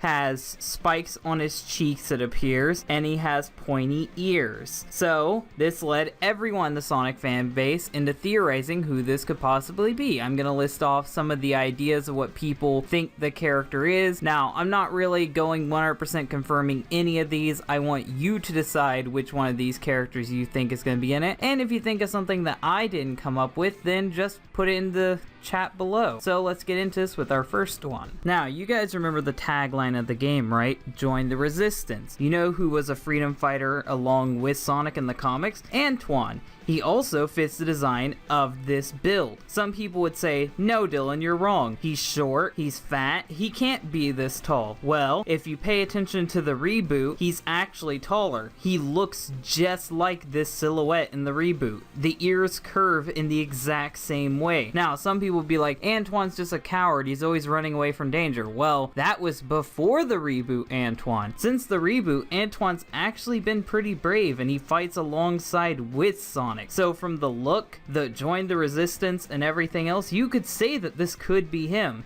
The only problem I have with this theory is SEGA doesn't work well with characters not created by Sonic Team. This has never worked out before, which is why Sally and friends were only included in spin-off games. Because this is a main game, I wouldn't assume a character like Antoine would be in. And now we're going on to Fang the Sniper. The reason why people think Fang the Sniper could be it is because of his cheeks and his ears. But I really don't see this one working out. What people say is Fang the Sniper may have lost his hat, which is why he would be able to fit in with the design better. But even if Fang the Sniper lost his hat, his ears are far too long and pointy. They don't fit the curved design of that character, and he only has 2 spikes on his cheek, not 3. Not to mention his trademark tail curves up in such a way unlike the other character. So, design-wise, I don't think Fang would fit in at all. Character-wise, I also don't think Fang would fit in at all, because Fang has always been an anti-hero, most of the time being a villain. Why would he suddenly help Sonic out of nowhere? I just don't see this one happening. I can't think of any arguments for Fang the Sniper being the character, especially because SEGA said this would be a new character, and Fang is not new. Now, what if when SEGA said new character, they actually meant a new twist on a classic character? That could be said with Big the Cat. In this theory, people think that Big the Cat has slimmed down the fight with the Freedom Fighters, but here's the thing with that. Big the Cat's whole power set involves him being fat. He doesn't have any super strength, he's just so big he can repel people. If he was skinny, he would lose the one ability that he had. Not to mention, Big seems like he's kinda slow, so even if Big did lose the weight, would he be really that helpful? He's kind of dumb. I don't know what Big could do. Big slim down doesn't seem like he'd be much help. Now, some people will be like, what if this is just another generic cat character? Well, that's way too dubious, and we can't even tell what would be the logic behind this. But yeah, I guess it could be a cat. I just don't think it'd be Big the Cat. And now, here's a theory that caught everybody by storm. Could this new character be Bubsy the Bobcat? For those of you who don't know, Bubsy the Bobcat is a 90s mascot character just like Sonic. His games also focus on speed, and he died with the 90s, thank God. So, why do people think it's Bubsy? Well, mainly because of the look and Bubsy's background. If you look at the silhouette compared to Bubsy, they're almost identical. The patches of fur on Bubsy's cheek looks like it could match up with the silhouetted character. Bubsy's ears curve perfectly in the same way as the figure in the promo. But here's one thing people forget about. Bubsy has a cowlick. Now, it could be facing to where we don't see the cowlick, but Bubsy's cowlick is always something that's there with Bubsy, and I don't see it in the silhouette. Not to mention the silhouette doesn't show fingernails. Bubsy has claws. So why would this silhouette not have claws as well? Not to mention Bubsy's trademark is his shirt. And in this silhouette, we don't see a shirt. We see a shirtless figure with gloves on. Bubsy has never worn gloves either. Now, people think that Bubsy could be the character because his games involve speed. He could fit right in with Sonic. Bubsy's games had fall damage.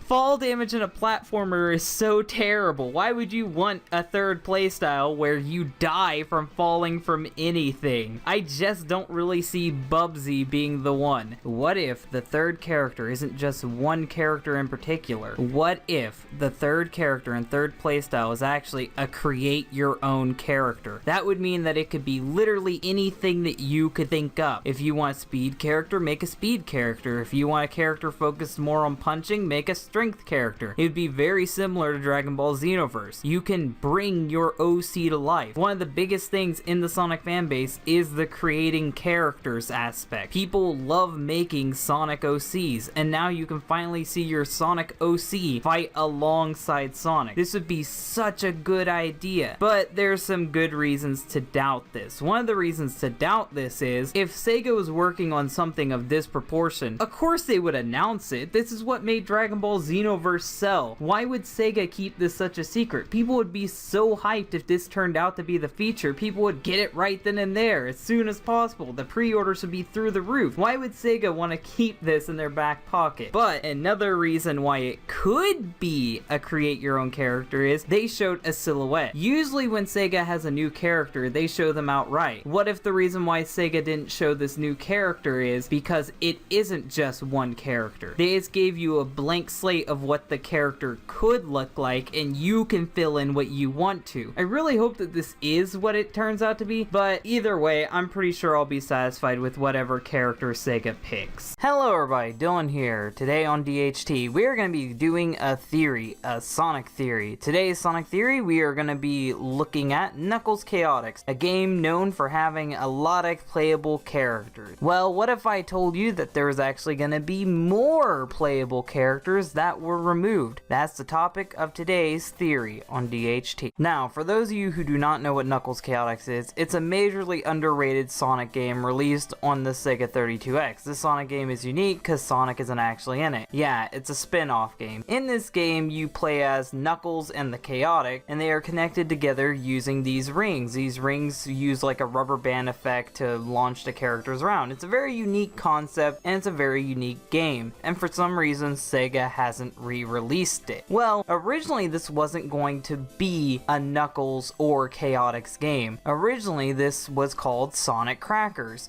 and Sonic Crackers was a prototype shown off to Sega, which showed Sonic and Tails with the rings doing very similar things that would be seen in Knuckles Chaotix. So we can see that from the beginning, Sonic and Tails were meant to be the main characters of this game. It was just going to be your typical Sonic game. Now I know what you're thinking, Dylan, what if Sonic and Tails were just placeholders and they were never intended to be in the game to begin with, and it was just used to show Sega the concept of the game? Well, I have some more evidence to show you that this was going to be a Sonic and Tails game. First, we're going to look at the character Mighty the Armadillo. The only other appearance Mighty had was in SEGA Sonic the Hedgehog, a Japanese arcade game. So he's a really obscure character. He's only appeared in a few select games. He's really unknown. Why would they put him in here? Why would they put him in with the Chaotix? Well, the answer is they needed to recycle Sonic's sprite. If you look at Mighty's sprites, including his idle animations, they are the same idle animations Sonic was going to have in the game. They literally took Sonic and recycled him into Mighty the Armadillo. That's the only reason why Mighty's here, is because he looks like Sonic. Why not just cut Sonic out altogether? Why recycle him into Mighty the Armadillo, you may be saying? Well, it's simple. Maybe this change happened all the way at the end of the game's development, and they literally couldn't afford to cut out Sonic altogether. They couldn't afford to have less characters. They had to use the character slot. And you may be curious and say, well, what happened to Tails? Tails didn't get recycled. Maybe he was recycled into Charmy Bee. No, he wasn't recycled into Charmy Bee. He was just completely disregarded. If you go to the character select by accessing the debug menu, you can actually find what happened to Tails. And there's an interesting story to what they did with Tails' model. For some reason, they couldn't remove characters at all from this game. That's why they couldn't remove Sonic and they had to recycle him in the Mighty. Tails is the proof that this is what happened. When you try to access Tails by going to the debug and accessing the character menu, you will see XXXXX as a character option. Now, when you access this character, it shows a strange recolored Knuckles. This is what happened when they tried to get rid of Tails. They got rid of the sprite, but the character still existed, and it became a literal clone of Knuckles. Now, you may be saying, I did this, and he doesn't control like Tails, so this isn't Tails. Well, the thing is, they actually removed his momentum. It is there, though. There's an earlier release of the game, an earlier version of the game out online right now, where Knuckles can still fly around identically to Tails. He even gets tired and falls down to the ground, unlike Charmy Bee, who can just fly around any which way he wants to. So for some reason, Knuckles Chaotix literally made it to where you couldn't remove characters. So because they decided to scrap Sonic and Tails, they were stuck with them. They had to recycle Sonic into Mighty the Armadillo, and they had to recycle Tails into this weird Knuckles Knuckles and push him deep into the game's coding. And yes, that means that this weird gray Knuckles is not an actual character. I know it's a little bit of a bummer, but this was not a character. The fans gave him a name, but that does not mean that he's official. He had no impact on the story. He was only hidden to cover up that Tails was even in the game. More proof that Sonic and Tails was in the game: if you get the good ending, Sonic and Tails appear in the tornado. So that's just yet again more remnants showing that this was going to be a Sonic game. Maybe that was going to be part of the original title screen before they changed Sonic to Mighty and just decided to remove him altogether. Now, the unanswered question, this is where the theory comes in at, is why would you remove Sonic and Tails from this game? Why would you remove Sonic the Hedgehog from a Sonic game? If this was called Sonic's Chaotix, then this would have got more people into buying the game. This could have helped raise the game's popularity. Why would you change it to Knuckles? Well, first of all, we have to look at when this game came out. This game came out when Sonic 3 and Knuckles was out. Knuckles was becoming a really popular character, more popular than Tails even at the time. He was just blowing up. He was so big at the time, so I can understand them putting it onto Knuckles to hold up the game's title in North America. But why remove Sonic and Tails? I have a theory. The theory is SEGA didn't know that the 32X was gonna do well. They didn't want to risk ruining Sonic's reputation, because at the time, Sonic didn't have bad games attached to him. I know it's ironic, but SEGA couldn't afford Sonic having a bad or mediocre game. This is the guy to compete with Mario. Mario doesn't have mediocre games. Sonic has to be saved for the best titles. That's just the quality control SEGA had back then. So they had to get rid of these characters because they couldn't risk ruining Sonic's image. So yeah, that's what I think happened. SEGA was unsure how this game would do, and they just didn't want to take any risk. They were on top at the time, and that just seemed too dangerous for them to do. Now, can this story have a happy ending? Yes. If SEGA chooses to do like they did with Sonic 1 and 2 and CD and do a remaster, then we could get Sonic and Tails back. Putting Mighty the Armadillo back to being Sonic isn't hard, and we could still have Mighty and just add Sonic as well. Hell, the sprites for Sonic was already made for the game, so just reuse those. I know SEGA still has them, and I'm sure that they were going to use some sprite of Tails, so that's already there as well. And what about this gray echidna?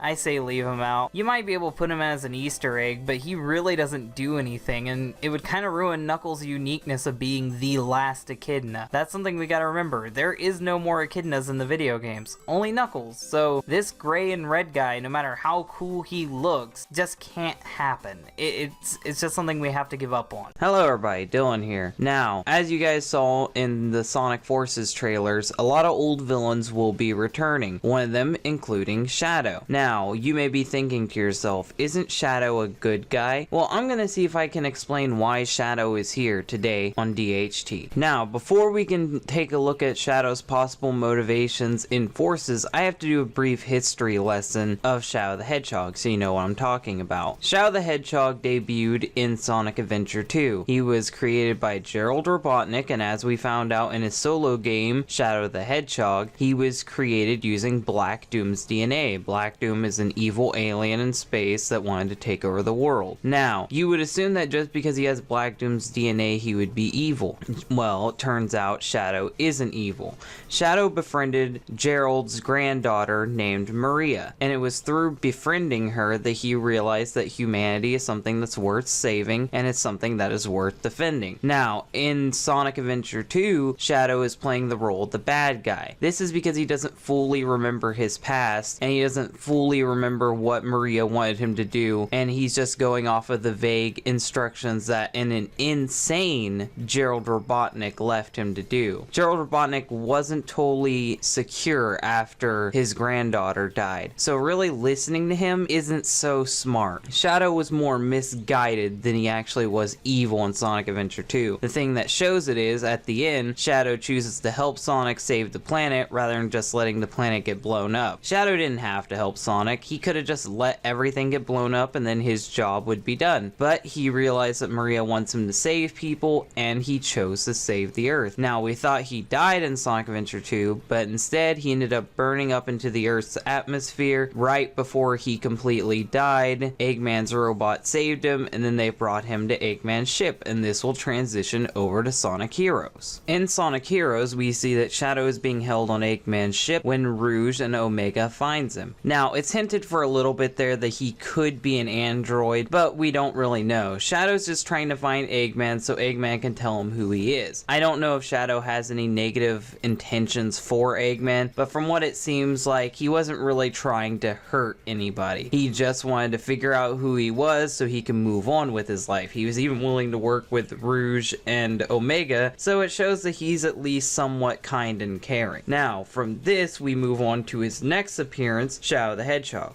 In Shadow the Hedgehog, his biological father Black Doom shows up to take over the world. He tells Shadow that he was designed to help him take over the world and that he should bring him the Chaos Emeralds. There's plenty of endings for Shadow the Hedgehog, but the proper ending is Shadow gets over the fact that Maria was killed by gun soldiers, and he ends up helping the gun soldiers defeat Black Doom, his father, and he saves the entire planet from the Black Comet and the Black Arms. This shows that Shadow's finally willing to let go of who he was. He even drops the photo of Maria and says Shadow the Hedgehog is no more. So it really shows that he's over his past, he's over everything bad that happened to him, he's ready to help people and he's ready to help the world. This will really show in his next appearance, unfortunately, Sonic.EXE. In Sonic.EXE, Shadow is doing just like he did in Shadow the Hedgehog, working with Omega and Rouge, but this time he's working as an official agent of Gun, showing that there's no hard feelings for what happened with Maria. He realizes that happened over 50 years ago. He's finally moved on and he has a job helping the government and helping the world. This really shows maturity out of Shadow, and it shows that he's completely done with being a villain. He's not 100% a good guy because he's still going to use guns, he's still going to run people over with his car, but at least he's fighting for what we can see as good people and right causes. In Sonic.EXE,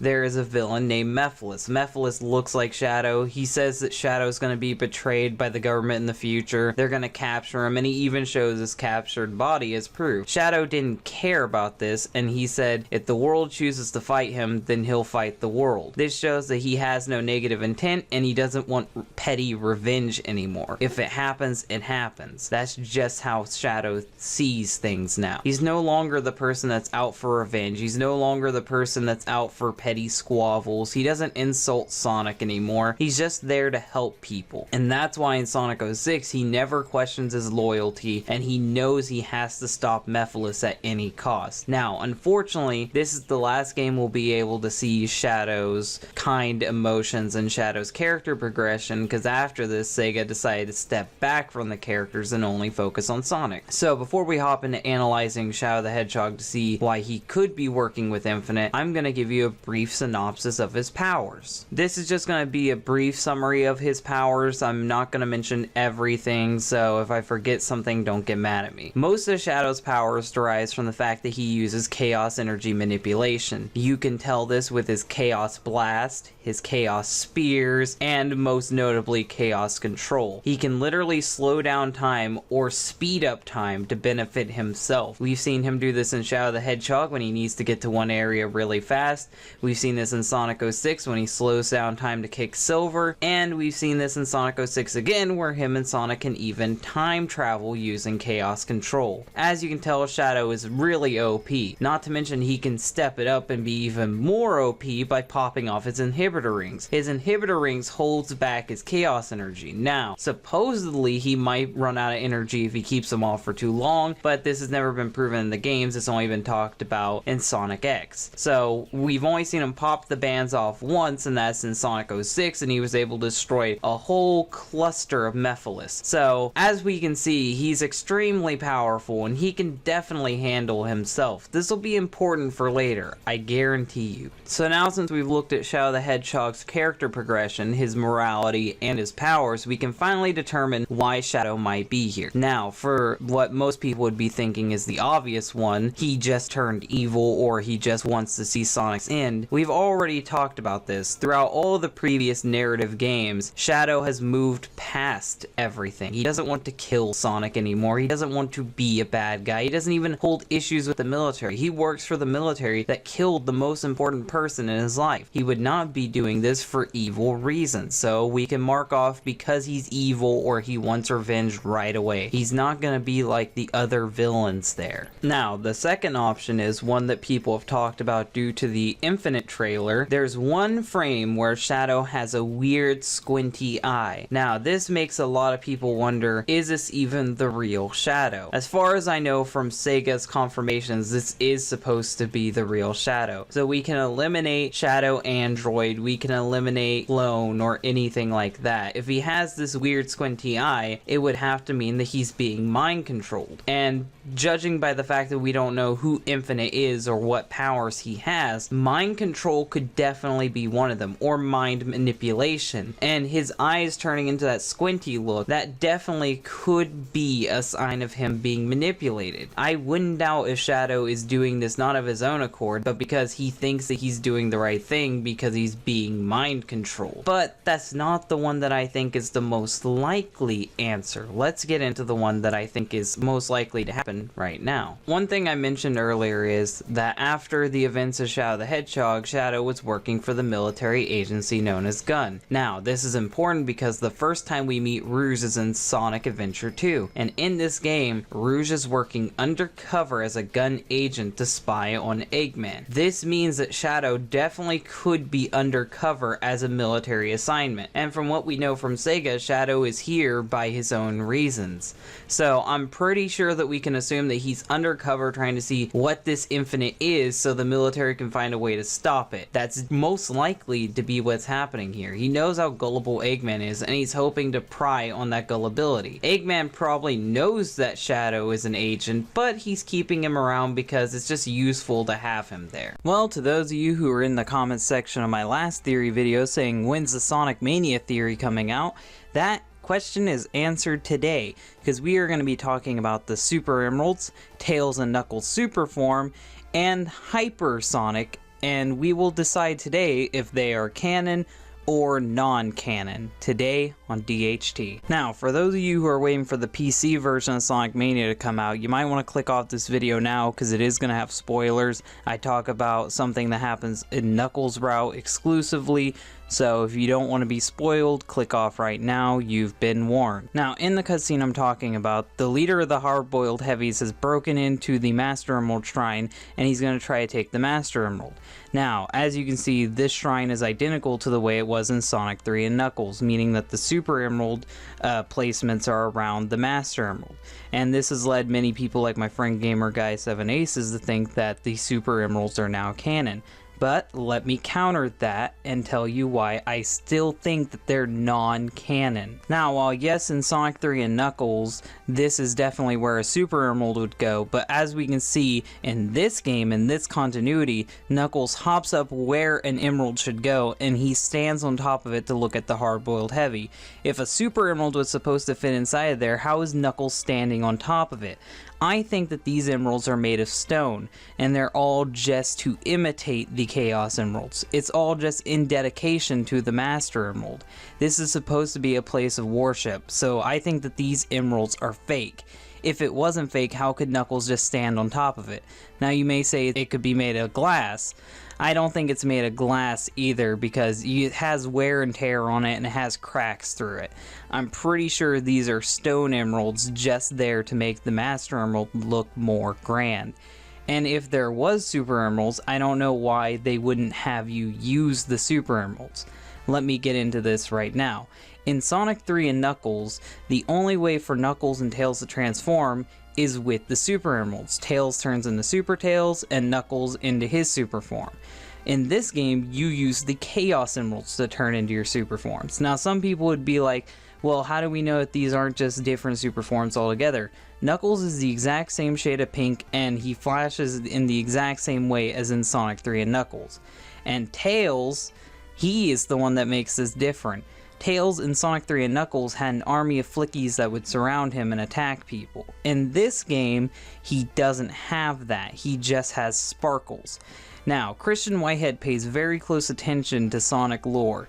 If he gets all this stuff right, if he gets all these references right, if he shoves in Easter eggs left and right, you'd think that he'd be able to get this to look correct, because he's gotten everything else right. He got the physics right, he got the levels right, he got the lore correct. Why would he choose to not put in flickies? He has flicky models because we can see that some of the animals you save are flickies. This was intentional. It was to show you that this isn't the same super form from Sonic 3 and Knuckles. These are weaker super forms given to you by the Chaos Emeralds. These are canon super forms for Tails and Knuckles. You can say that they're the same super forms from the Sonic 3 and Knuckles, but if that was true, why wouldn't they turn the Chaos Emeralds into Super Emeralds in this game? It would be basically the same thing, and then Sonic would be able to turn Hyper. That's another big reason why I don't think that this is canon, because Sonic didn't even attempt to go Hyper. With all the enemies he's facing and having the Chaos Emeralds, wouldn't he go to the shrine to turn into Hypersonic to have an assured victory? I just think that this is a little Easter egg that some people are taking too seriously. I still say it's like this. It goes Sonic 1, Sonic 2, Sonic 3, and Sonic and Knuckles. Whatever happens in Sonic 3 and Knuckles isn't canon. So that means the Hyper form and the Super Emeralds are still non-canon. If they were canon, then why wouldn't they be in this game? We have the shrine, we have the placements for the emeralds to go, we have the emeralds. There is no reason to not make Sonic go Hyper unless it's non-canon. So yeah, at the end of the day, I don't think that this is a retcon. I don't think that Hyper is canon again, and I don't think the Super Emeralds are canon. I think that this is just an alternative way of bringing back Tails and Knuckles super forms and making it into the current canon to where they get these from the Chaos Emeralds. I'm glad that the shrine references that the Super Emeralds did exist out of continuity, and I'm just glad that we got so many Easter eggs in this game and so many references to past Sonic games. Hello everybody, Happy New Year's to everyone who is watching this. It is now 2018, and I thought that I would start this year off with a bang by doing a theory, a Sonic theory. Today's Sonic theory, we are going to be talking about the Sonic the Hedgehog timeline and how it is completely split in half from what we used to know it as, and how it's now actually separated. So we're going to be talking about that, what caused this shift, and what the timeline now looks like today on DHT. One thing I want to say at the beginning of this before we get started is games that are questionable to the canon of Sonic will not be included. That means like the Game Gear games will not be included, Knuckles Chaotix, the arcade games like Sonic the Fighters, these are not going to be included because we can't confirm if they're canon even though the characters within them are canon and are referenced in canon material. So sorry for the fans of these games, they're just too iffy for me to talk about them. So the first thing we're going to be doing is talking about the timeline as it was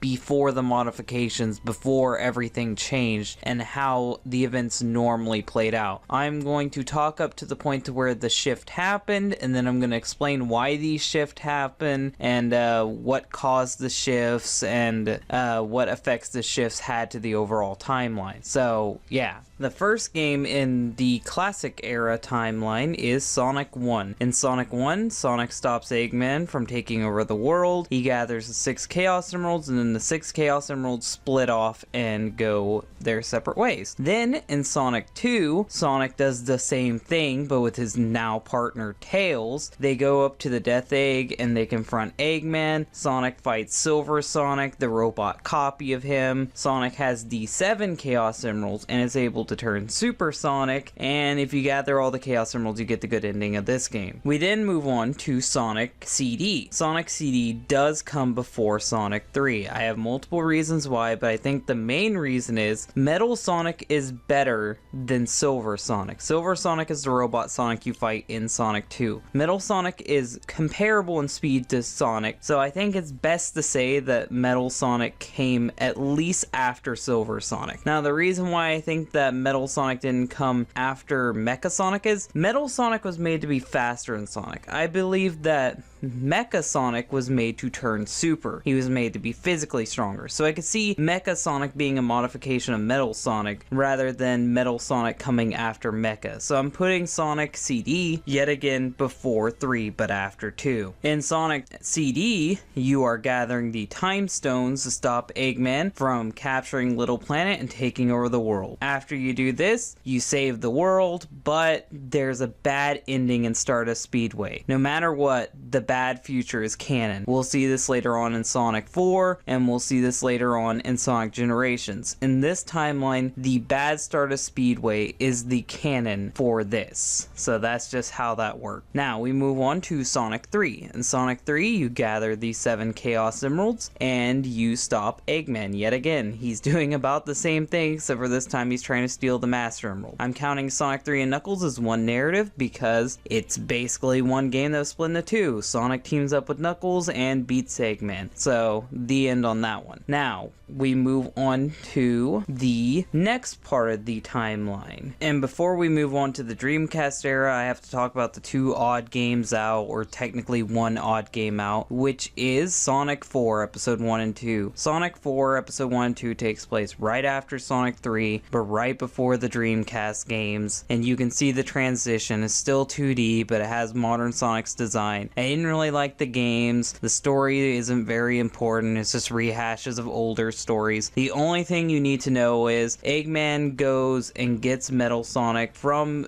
the Little Planet and repairs him. So that's how Metal Sonic is alive. Also, Metal Sonic gets his copy ability in the Metal Sonic DLC. So that's all you need to know, is that Metal Sonic gets his copy ability, which will be featured in Sonic Heroes from the Sonic 4 games. The next part of the timeline is what the fans have dubbed the Dreamcast era. Originally, this was just the modern era, but for some reason people decided to split it just to make categorizing it simpler, but we'll just read through it anyway because it's only got a few games in it. First, we're going to start with Sonic Adventure. Sonic Adventure was Sonic's first leap into 3D, his full leap into 3D. In this game, Eggman is awakening an ancient being called Chaos, and he's giving him Chaos Emeralds to turn him into his ultimate form, and hoping that he will help him destroy the world. Sonic stops him. It's a very simple story. Then we move on to Sonic Advance, and for the Advance games, I'm not even going to give a plot summary because there isn't really a plot. Then we get Sonic Adventure 2. In Sonic Adventure 2, Eggman awakens Shadow, and Shadow goes to the space colony Ark to turn it on to blow up the planet to avenge Maria's death, but eventually Shadow has a change of heart and realizes he wants to protect humanity and sacrifice his life to save the world, and he dies. That's the main important part of that. Then we move on to Sonic Advance 2, which really isn't important. Then we get Sonic Heroes, where it turns out Shadow is alive still. We'll figure out how he lived later on in this timeline. And this is just a simple story of Metal Sonic trying to take over the world. He kidnapped Eggman. Sonic stops him. All you need to know is where it takes place. Then we get Sonic Battle, which is a game I'm not so familiar with. I haven't beat the storyline of it yet, but basically there's this little robot that Eggman is trying to take control of called a Gizoid, and it's really weird, but it is canon apparently as far as I know. Some people consider it not to be canon, but I'm pretty sure it's canon. Then immediately after that we get Sonic Advance 3, then we get Shadow the Hedgehog, and this is the end of the Dreamcast era. And in Shadow the Hedgehog, it turns out that Eggman saved Shadow, which is why he was able to come back, and he is the real Shadow. He ends up stopping Black Doom, which was an alien that was trying to take over the world, and at the end of this game he decided that Shadow isn't important anymore and he wants to be his own person and move on from his past and move on from Maria. So that's the end of the Dreamcast era. Now up until this point, all the games had been pretty safe. The one time they did deal with time travel is very minor, and it was time travel that didn't actually affect the timeline because Sonic was able to get the time stones before Eggman could, and everything turned out fine. This game would be where everything changes, and it would be where the timeline starts to break apart. This game is Sonic 06. Disregarding how terrible of a game it is in general, it completely fucks the timeline. To sum this up, Silver is a hedgehog from a destroyed future which is being destroyed by Iblis. Iblis is a fire demon god thing, and the thing is, Mephiles, who is part of Solaris, wants to be part of Solaris again and mix together with Iblis to become a god. So he gets Silver to go back into the past, kill Sonic, so then Iblis can be free and he can bond with him and then turn into Solaris again. So this ends up happening, and then at the end of the game, just to sum it up so we don't have to go through a big plot synopsis of what happens, Sonic ends up getting Iblis back to his true form, which is just a little flame, and if he blows out the flame, it undoes everything that happened in Sonic 06, and then the timeline would be reversed, and it would be like none of this stuff ever happened. Mephiles would have never existed, and the timeline would be changed permanently. Sonic ends up blowing out the flame, and it creates a good future for Silver, but this isn't the last time we will see Silver. Silver will be in the next game following this, but because Sonic blew out that flame, Sonic 06 didn't happen. So that's one thing you need to know. Sonic 06 erases itself from the timeline, but this shows that you can cause permanent damage to the Sonic the Hedgehog timeline. This is the first time it would happen, but it wouldn't be the last. Now it's time to talk about the modern era, and the modern era starts with games involving time travel and dimensional traveling, so yay! This really shows where the weird shit starts to happen. This is where everything confuses everybody. Now, first we're gonna start with Sonic Rivals. Sonic Rivals is a game where Silver the Hedgehog comes back from the future to talk to Sonic and friends. Now, Silver the Hedgehog, this is the Silver from the part of time where everything was fixed, so this Silver had a better future, but in Sonic Rivals, this is this Silver's first time meeting Sonic. Silver comes back to investigate Eggman Nega, who is Eggman's descendant from the future, and he tries to steal the Master Emerald, and Silver and Sonic have to team up to stop him. That's what this game's about. Then the second game is more the same. Eggman Nega was trying to awaken some beast that could destroy everything. Just generic shit. Just more Silver bonding with the cast. So this Silver knows them. He's now interacted with them for 2 games. Then we get Sonic Rush, which really is debatable where it belongs, but we're gonna put Sonic Rush and Sonic Rush Adventure here, even though it very well could take place before or after. And it just really could go anywhere. There's no indication where this is. Because the reason why I put it here is Sonic didn't recognize Blaze in 06, so I'm putting this after 06. And Sonic is one of the few people that can remember 06, so he knows it happened. Now, in Sonic Rush, we learn that Blaze the Cat isn't from the future, but is instead from another dimension. This dimension is the Soul Dimension. And no, this isn't a timeline split. There are multiple dimensions in Sonic's multiverse, and this is just one of them. In the Soul Dimension, she is basically the equivalent to Sonic. Her job is to guard her emeralds and be sure that dimension is safe. So that's contained on its own. We don't have to worry about that. Then it's the sequel to Sonic Rush, and then we get into the next main series game, which is Sonic Unleashed. Sonic Unleashed is where Eggman tries to unleash Dark Gaia, which is basically the devil of the Sonic universe, and then Sonic has to team up with Light Gaia, who's basically the god of his universe, to reunite the world and save it from Dark Gaia and Eggman. Now we move on to Sonic Colors. Sonic Colors is just a little romp through space. It's not really too important. Eggman's trying to take over planets with these little creatures called Wisp, using them and their energy to fuel his machine. And now, next we get to talk about the game that causes the most problems in the Sonic timeline, and is the reason why this video is being made. Sonic Generations, and we're only talking about the 360, PC, and PlayStation 3 versions. I don't care about the DS version. As far as I'm concerned, the 3DS version isn't canon. I know there's some stuff that happens in it that you would like to be canon, but both of these games can't happen at the same time. So until SEGA says otherwise, I'm considering it non-canon, along with Sonic Colors DS. But what happens in this game is we get introduced to a being known as the Time Eater. Now, Time Eater is able to bring back points in time and exclude them and hold them out into white space. White space is basically where there is no time or space. So he was able to take these chunks of time and just strand them in the middle of nowhere. And Sonic has to restore the time spots in order to bring back his friends. Now, by doing this, we get to see that that the 06 timeline gets brought back for a second, but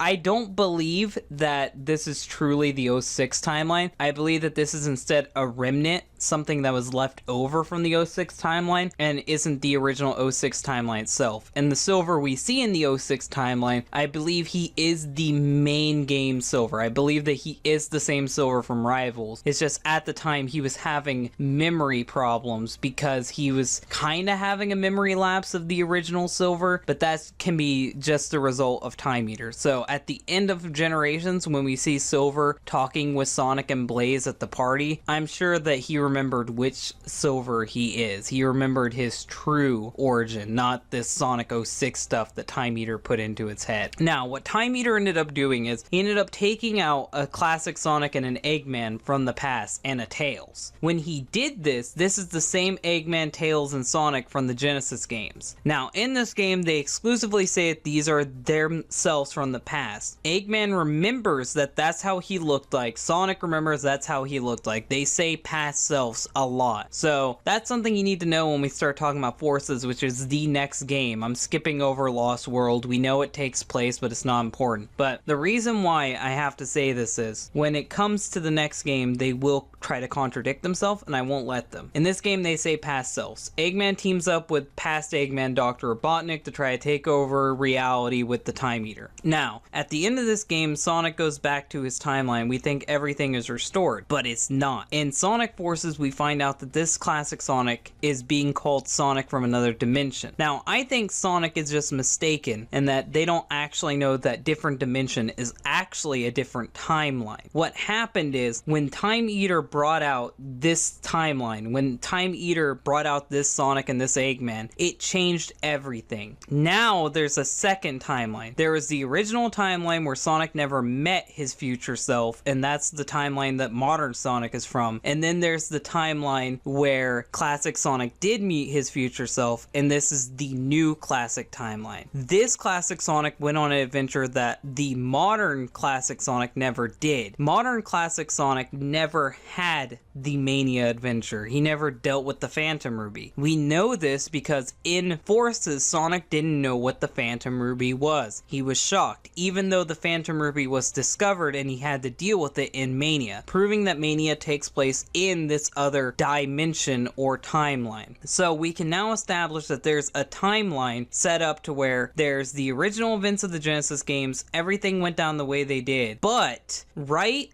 after Sonic 3 and Knuckles, something different happens. Classic Sonic instead interacts with his future self in Generations. So Generations is now added to the classic Sonic timeline, and then after Generations we get Mania, and then after Mania we get Forces. So this is the new classic Sonic timeline that this new classic Sonic from this second timeline has as his history. So now this is forever a part of his history. Meanwhile, modern Sonic never had to deal with this as classic Sonic. He is from a timeline where this stuff didn't happen. And another interesting thing is, and you guys might want to just call this timeline's name, in this timeline, classic Sonic went back and made a good future for Stardust Speedway. So that's another way that you can differentiate the two dimensions or timelines. Classic Sonic in the original timeline has a bad future for Stardust Speedway. That's canon. In Sonic Generations, we see the bad future. In Sonic 4, we see the bad future. But in Mania, he finally corrects that and fixes it. Now, the reason why I had to spend like 10 minutes to tell you about all this is SEGA is trying to say that this is just a separate dimension that looks similar to the classic Sonic games, when that's clearly not the case. This is a separate timeline. Timelines are created differently. I'll use Dragon Ball Z as an example. When Future Trunks traveled back in time, instead of fixing his timeline when he repaired what happened, instead what happened is his future stayed the same and the androids are still running around. Meanwhile, he altered the reality of another timeline. He created another set of events that would lead on to have another Trunks. That's what happens with Sonic the Hedgehog. Sonic takes a lot of stuff from Dragon Ball Z so it would only make sense that they would also take time travel from Dragon Ball Z as well. And not to mention, this Silver already knows everybody, so he is definitely the same Silver that we've known since Sonic Rivals. And if Silver really could do anything to fix this timeline situation, he'd probably try it. But Time Eater just completely fucked everything up. So when Sega tells you that there is multiple dimensions, no, Blaze is in another dimension. Classic Sonic is in another timeline. Hello everybody, Dylan here. Now today we are going to be doing a Sonic theory, or should I say we're going to be countering a Sonic theory. Now I'm sure all of you have heard about Matpat. Matpat has not had a good track record with Sonic theories. In fact, they've been some of his worst theories. He did a theory the other month, maybe 5 months ago. I've had this on the back burner for a while now, where he said that the Chaos Emeralds weren't actually emeralds, instead they were quartz. Now normally I wouldn't have a problem with this, but because people are dumb and they take Matpat's word as gospel, I've seen top fact videos where they say that the Chaos Emeralds aren't emeralds just because Matpat said they weren't. So now since this has become a problem and I have to clear it up, I'm just gonna do that today. So nothing personal against you, Matpat, I just don't agree with your theory. So let's get into debunking this today on DHT. Now first thing we are gonna do is focus on Matpat's claim that the Chaos Emeralds aren't shaped like emeralds. There's a problem with that, Matpat. You're talking about how the Chaos Emeralds look in modern day, but throughout all the Sonic games, the Chaos Emeralds have been very inconsistent. In fact, throughout the whole Sonic continuity, the Chaos Emeralds have been very inconsistent. We're gonna take a look at a screenshot from Sonic the Hedgehog 1 with all the Chaos Emeralds, and as you can see, they are emerald cut. Now you could say that this is a top head view and the Chaos Emeralds are still shaped the way they are supposed to be shaped. I would counter with this screenshot. This is Sonic 3D Blast. In Sonic 3D Blast, the emeralds are emerald cut. You can even see in this game over screen Eggman juggling the Chaos Emeralds, and they are clearly flat. They are emerald cut like they are supposed to be. Hell, even in Sonic Spinball, the Chaos Emeralds are emerald cut. They're a little weird emerald cut, but this look also went on to be in Sonic Triple Trouble. So there actually are Sonic games where the Chaos Emeralds were emerald cut. They haven't always been this weird diamond cut that they are now. I don't know why Sega changed their mind, but they did. So the fact that you would even take into consideration their cut is weird to me, but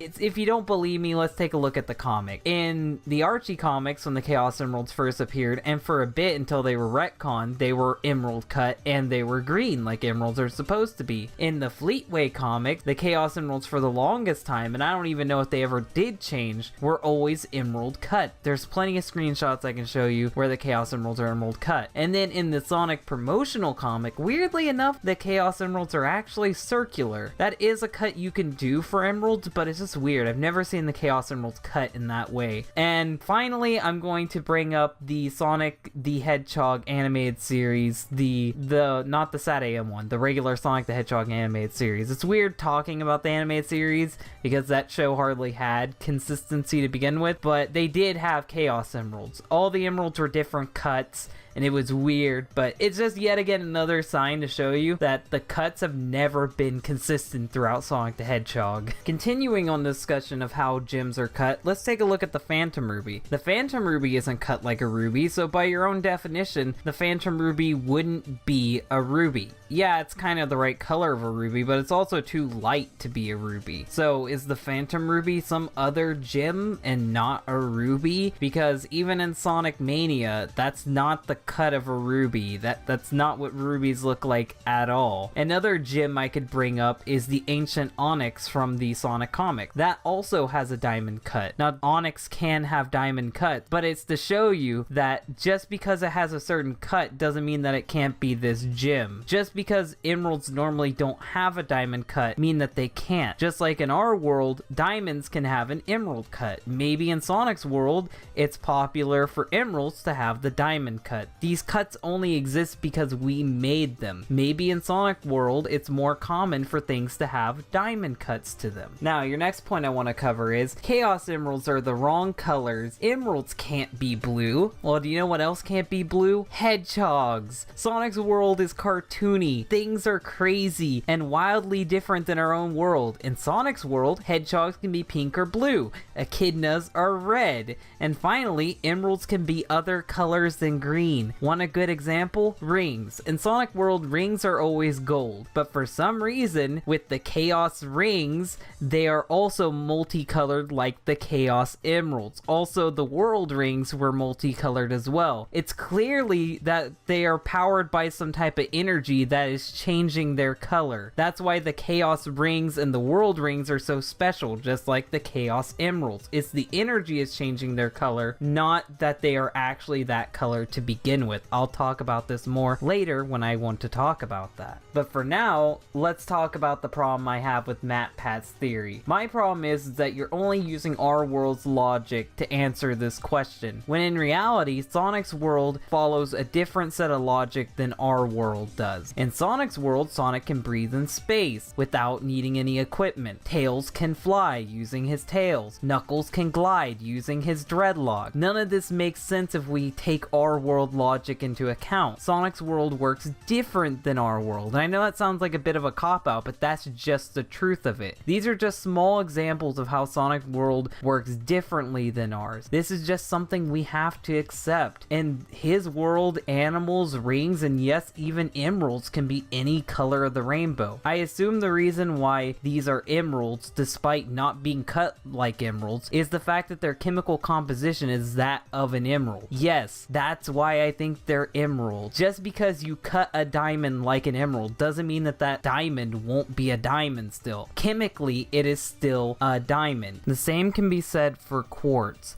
Chaos Emeralds may be different colors than an emerald should be, but that doesn't mean that its chemical composition is any different than that of an emerald. So why do I think the emeralds are different colors? Let me answer that right now. The real answer is they're not actually different colors because of their chemical composition. They're different colors because they're filled with chaos energy. The Chaos Emeralds are actually clear and kind of dark gray. You would get to see this through 3 examples that I have. I'll mention 2 canon ones and 1 non-canon one. In Sonic 3 and Knuckles, when you turn the Chaos Emeralds into Super Emeralds, the Super Emeralds are drained of their power and you have to repower them. Before you repower them, you can see if they're clear. They're supposed to be transparent. And the 2 canon examples I have is in Sonic Unleashed, when Eggman drains the Chaos Emeralds of their power to crack the earth open, you see if the Chaos Emeralds are really dark gray. They're probably still clear, but you don't really get a good look at them, so there's no way to see 100%. But in Sonic Adventure, you can clearly see the emeralds when Chaos drains them of their energy. They are dark gray and clear. Sonic holds the emerald, he uses Chaos Control to get them their energy back, and then the energy fills inside of the emeralds and they change colors. They are actually clear and dark gray, and when they get filled with Chaos energy, they turn into the colors of the rainbow. It's not actually their chemical composition. So at the end of the day, my final thoughts would have to be this. In Sonic's world, there are plenty of ancient gems and artifacts. We've seen an onyx, a ruby, and plenty of emeralds. Matpat's theory was fun, but the second people start considering it canon is when it just becomes ridiculous. They are emeralds, and if you really need 100% clarification, in Sonic.EXE there was a scene where the Chaos Emerald was found and put into a jewelry store, and the jewelry store called it an emerald. I'm sure that this person whose whole career is looking at gems and determining what gem they are would know that it's an emerald. Even though it's not the right color of an emerald, it's an emerald. They make this clear in Sonic.EXE multiple times.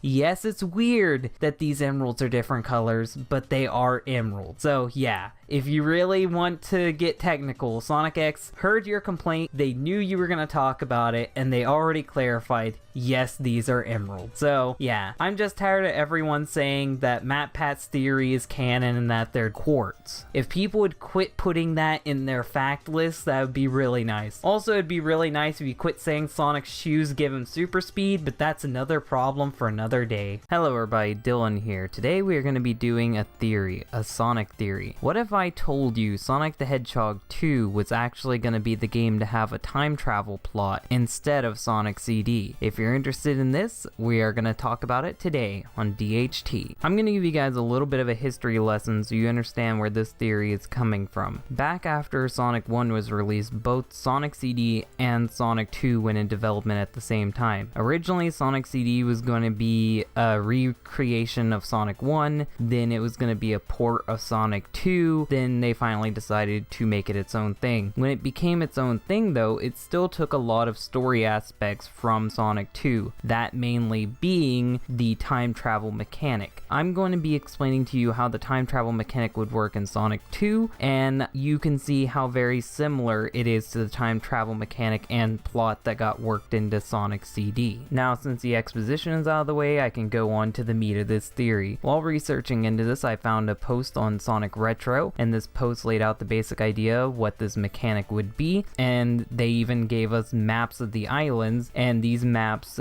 show us how the islands are affected by time. I've taken these and I'm going to try to connect the dots and talk about the changes the island goes through all the way back to the ancient past, all the way forward to Eggman's dream future that could be. Now, saying this in advance, there is no real explanation for these changes, so I'm going to be improvising and guessing a lot on these. Hopefully you find this theory to be interesting and entertaining either way it goes. First, we're going to be talking about the changes from the ancient past to the present. The island is settled and the changes happen slowly throughout time. This is a picture showing you the ancient island. You can see the monuments around. There's Hilltop, Blue Lake Zone, Olympus, Rock World Zone, the Warp Point, and the Tropical Plant Zone. And then we go into the island in the present. We can see that Hilltop was settled down and it becomes Green Hill Zone, the classic Sonic level. And yes, Green Hill Zone was going to appear in the original Sonic 2. The greenery of Blue Lake Zone is gone, and now all that's left are the trees, so it's renamed to Wood Zone. Olympus crumbles, and now the only thing that it is known for is the ocean winds you feel there, which is probably how the island corroded to begin with, and now it's renamed to Ocean Wind Zone. Some of the greenery near the mountain dried up, turning it into a field destroyed by sandstorms. This would be known as Sand Shower Zone. Tropical Plant Zone is renamed and settled to become the city of Metropolis. We then see that Eggman will invade the island and starts to terraform it into his empire. So we're going to look at the changes from the present to the destroyed present, so we can begin to see the effect of Eggman's invasion has on the environment. And this is actually a really good sign to show you that Sonic is an environmental game, because you actually get to see slowly how Eggman destroys South Island. This is the island before Eggman invades it. This is the island after Eggman invades it, and what would be named the destroyed present. Green Hill Zone is dried up and partially destroyed, and it becomes Dust Hill Zone, the scrapped level that we've seen concept art for before. The woods and the land that held them are destroyed, and now the stretch of water is called Oil Ocean due to how polluted the water is thanks to Eggman dumping chemicals into the water. A new mountain forms in the shallow water and it's called Rock World Zone. I'm going to provide a simple study showing you that the collision of tectonic plates can actually form mountains. So I know it looks weird that a mountain popped up here, but it is possible. Tectonic plates, when they rub together, they can make land masses form, and that's actually how mountains form. If Eggman speeds up to terraforming, he actually can create mountains, hypothetically. The city of Metropolis is destroyed, and Sonic gets sent to the future, where he gets to see how bad things will go if he doesn't stop Eggman in the present. Now, with Sonic out of Eggman's way, he can build his dream utopia. Let's see how he achieves this. Eggman decides to build the chemical plant over Dust Hill Zone so he can dump its chemicals into the water as soon as they are made. The land that was destroyed from Wood Zone is re-terraformed so Eggman could build his casino zone where the forest once stood. Rock World and the destroyed city Metropolis are converted into Eggman's new headquarters, Genocide City, which stretches halfway across the map. Now that we can see the effects time has on the island throughout Sonic 2, we can talk about how the plot probably would have played out. SEGA never gave us 100% rundown on how the plot would have been, but they did give us something that'll help us piece it together. As you can see, this describes how the game would have worked, except this is from a much earlier point in the game's development. We can tell this is from earlier on because there is a time period called the medieval time. This time period never made it out of the concept phase, so I'm going to ignore this time period altogether and rework this to fit the new level layout. With that now added in, and we have our current level layout, I am going to try to tell you how the plot probably would have played out. Sonic starts in the present time and he is on his way to stop Eggman, same as always. We would go through all the levels in the present time, and when we reached the final level, we would see Eggman, and it would turn out that it's a trap. Eggman would activate his time machine and he would use it to send Sonic forward in time. Not too far, but just far enough so Sonic can see the damage that he is doing to the island.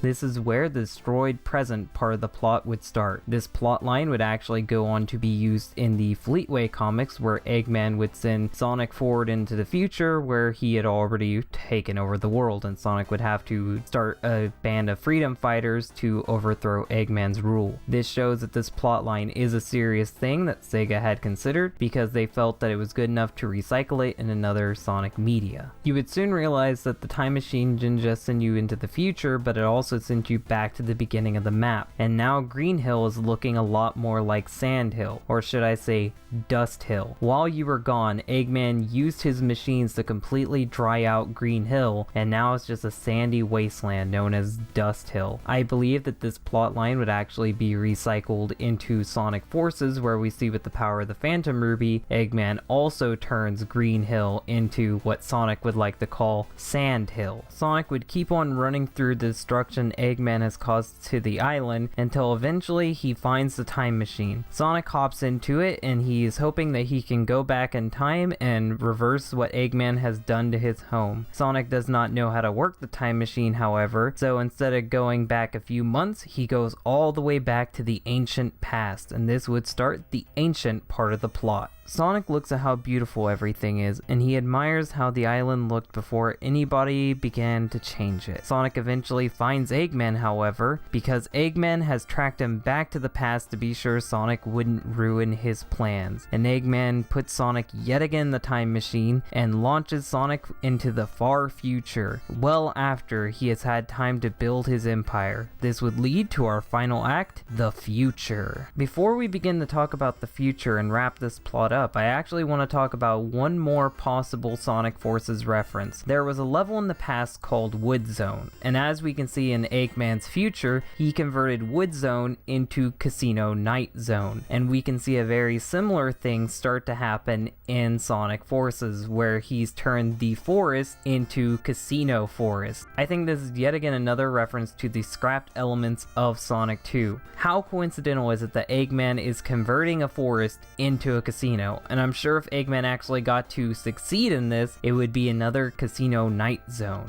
And now, with that possible reference out of the way, we can wrap up this story. Sonic looks at the now mechanized island. He is disgusted by the pollution and marvels at the casinos and the cities. He knows this isn't right. He knows he needs to find Eggman to fix all the damage that he's caused. Sonic ends up fighting Eggman for the final time. This fight would probably be held in Genocide City, which would probably be renamed to Cyber City, since there were no plans for the Death Egg at this point in development from what I've seen. Sonic would beat Eggman one last time, hop into the time machine, and this time it would send him back to the present before Eggman had destroyed it. And this time Sonic would destroy the time machine before Eggman could even end up using it. And this would be the good ending to Sonic the Hedgehog 2, where everything goes back to normal and Eggman has no time machine. Sadly though, time travel would never make it into Sonic 2. Sonic 2 was instead just given a typical plot, just like Sonic 1, and they ended up introducing Tails. But a lot of these time mechanics would actually go on to be featured in Sonic CD,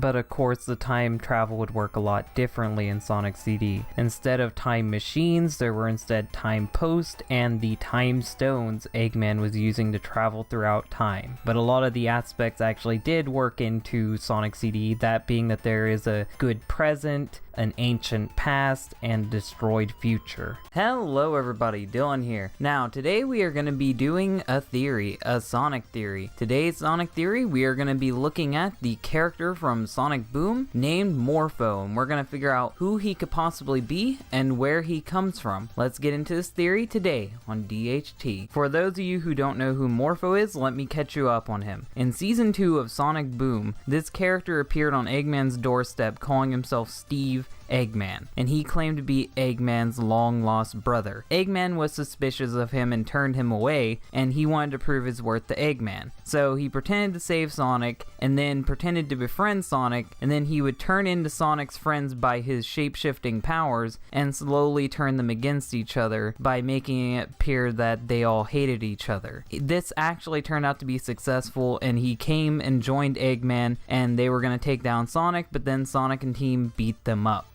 And that's all you need to know for his base introduction. Later on in the episode, he actually reveals to Eggman that he is not his brother, and that he is indeed a shape-shifting robot from another dimension that was created by another Eggman. And that Eggman ended up blowing up their dimension. This is very important because it will help us figure out who this robot could possibly be. Now, for those of you who want to know who I think this robot is, I personally think that this robot is another shape-shifting robot from another Sonic continuity. That continuity is the Fleetway continuity, and that robot is Metamorpha. Now, why do I think Metamorpha could be Morph? Well, first of all, look at their names. Metamorpha has Morph in her name. She could have easily shortened it down to Morph, or Morph could be a nickname she picked up over time. Second of all, you can compare the actions that both of them have done in their appearances. They both impersonated someone's brother. For Morph, she impersonated Sonic's brother, Tonic, who never existed and Sonic wasn't fooled by it for a second. And for Morph, he impersonated Eggman's brother, Steve,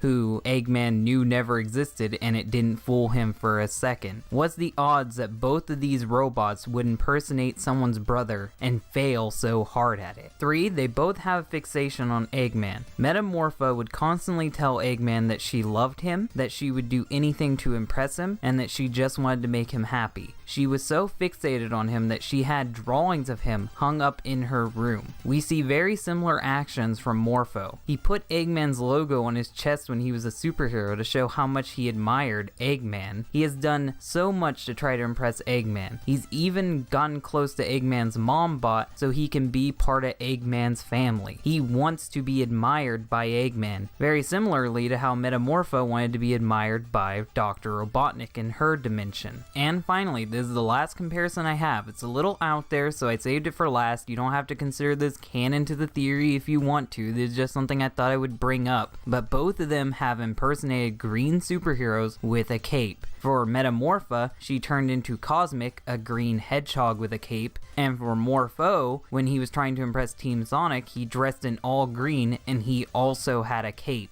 Now, this isn't very relevant to the theory, I just thought it was too similar to ignore. And I'm gonna tack one more thing to the crazy conspiracy theory part of the video. I think it's very weird that both of them have turned into tornadoes to transform. For Metamorpha, she did this once, and that's when she turned into her regular form to Cosmic, or vice versa. For Morpho, every time he transforms, he turns into a tornado. I know that it's not consistent to prove that that's actually something that connects the two, but I did find it weird. Now, I know what you're going to be asking yourself. How did Metamorpha come into this universe when she's from the Fleetway comics? Well, Morpho explains it himself. He's from another dimension created by another Eggman who destroyed his dimension. Morpho is the last survivor of his dimension. He came to this one because his last one blew up. Now, I know some Fleetway elitist out there is gonna say, but Dr. Robotnik didn't create Metamorpha. Metamorpho is created by Grimer. I know Metamorpho is created by Grimer, but in the Fleetway comics, it was very common for Dr. Robotnik to just put his name on Grimer's inventions. He could have easily done this to Metamorpho to the point where she even thinks that he created her. Grimer is basically the Fleetway version of Snively. He constantly got shat on by Eggman, and Eggman would often take credit for his inventions. Another thing you could bring up to try to discredit my theory is the Fleetway continuity is still going. That's not true. The Fleetway continuity is over. What you can read online nowadays is a fan continuation, meaning that technically no matter what, even if writers from the original comic hop on board to write this, it's not official because it's not published by Fleetway or acknowledged by SEGA, the actual rights holders. The Fleetway continuity still could have been blown up, but this fan continuity continued, just like what happened with the Archie continuity. One continuity ended, and then it continued with a fan comic. So canonically, the original Fleetway continuity still could have been blown up, and the fan comic would continue with or without the permission of SEGA, just like what happened with the Archie comics. The Archie comics had the Genesis wave, which rebooted everything, but now there's a fan comic continuing what happened before the Genesis wave. I still feel there's one more thing I have to address before we can start to wrap up this theory though. How did this universe get blown up? Does Dr. Robotnik in the Fleetway continuity have the potential to blow up a universe? Well, actually yes. Way early on in the Fleetway continuity, Eggman actually obtained the Chaos Emeralds, and he had the ability to destroy the universe. That's easily what could have happened. Eggman could have got the emeralds again, and then chose to just end everything. Towards the end of the comics, Eggman lost all hope in life. He became depressed. He could hardly even move or talk. He was beaten by Sonic so many times he gave up. Who's to say that Eggman just didn't get the emeralds and chose to end it all? And Morpho is the only one that survived. So my final thoughts is, because of how similar they are and the fact that SEGA won't confirm who Morpho is in Sonic Boom, I 100% believe that Morpho is Metamorpho from the Fleetway continuity. Hello everybody, Dylan here. Now today we are going to be doing a theory, a Sonic theory. Today's Sonic theory, we are going to be answering the age-old question of how old are the classic Sonic characters and what is the age difference between the classic characters and the modern characters. If you're interested to find out what the answer to this question is, then stay tuned today on DHT. Now I know what you're thinking. Yes, I did this theory 2 years ago, and yes, that theory failed epically. The reason why it failed is I was guessing what ages the characters were, and I was trying to guess how long it would take in between games for these characters to age. And really, I shouldn't have done that. You should always stick to the canon in these theories. When you just start improvising, it becomes more a fan fiction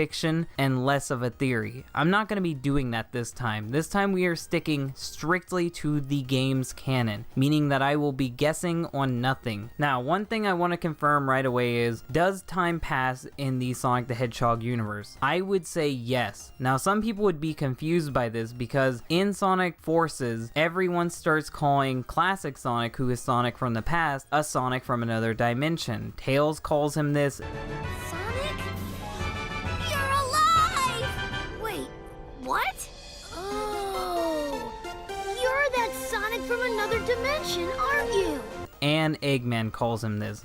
You've got a lot of nerve for a fight-time Sonic from another dimension. And I think I actually have an explanation for this. It's an explanation that I gave before. He is Sonic from the past, but because Sonic interfered with the past, that Sonic now knows his future. So chances are, him knowing his future has created a different set of events, and because the modern Sonic didn't just disappear or alter, that means that it possibly created a split timeline. And just like in Dragon Ball Z, split timelines can be called other dimensions or other universes, whatever you want to call it. So I'm fully convinced that when they say Sonic from another dimension, it's just a way to simplify time travel and split timelines. And I'm 100% convinced that this is the case because in Forces, modern Sonic references generations. It's been generations since I seen you. Meaning that Generations is still canon. And in Generations, Tails says that they were traveling through time and space.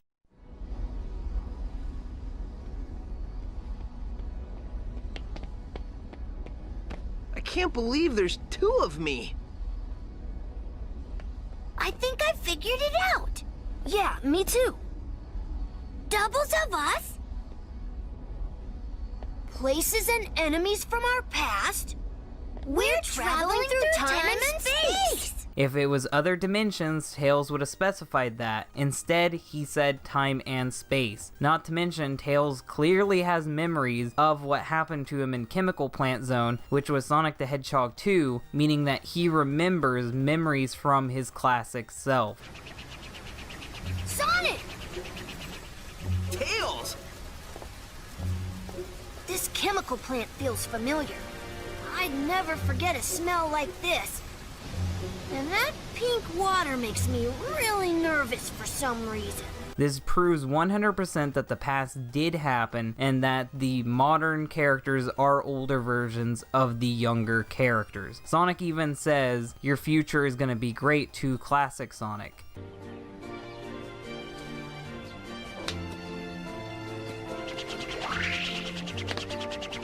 Hey, Sonic! Enjoy your future! It's gonna be great!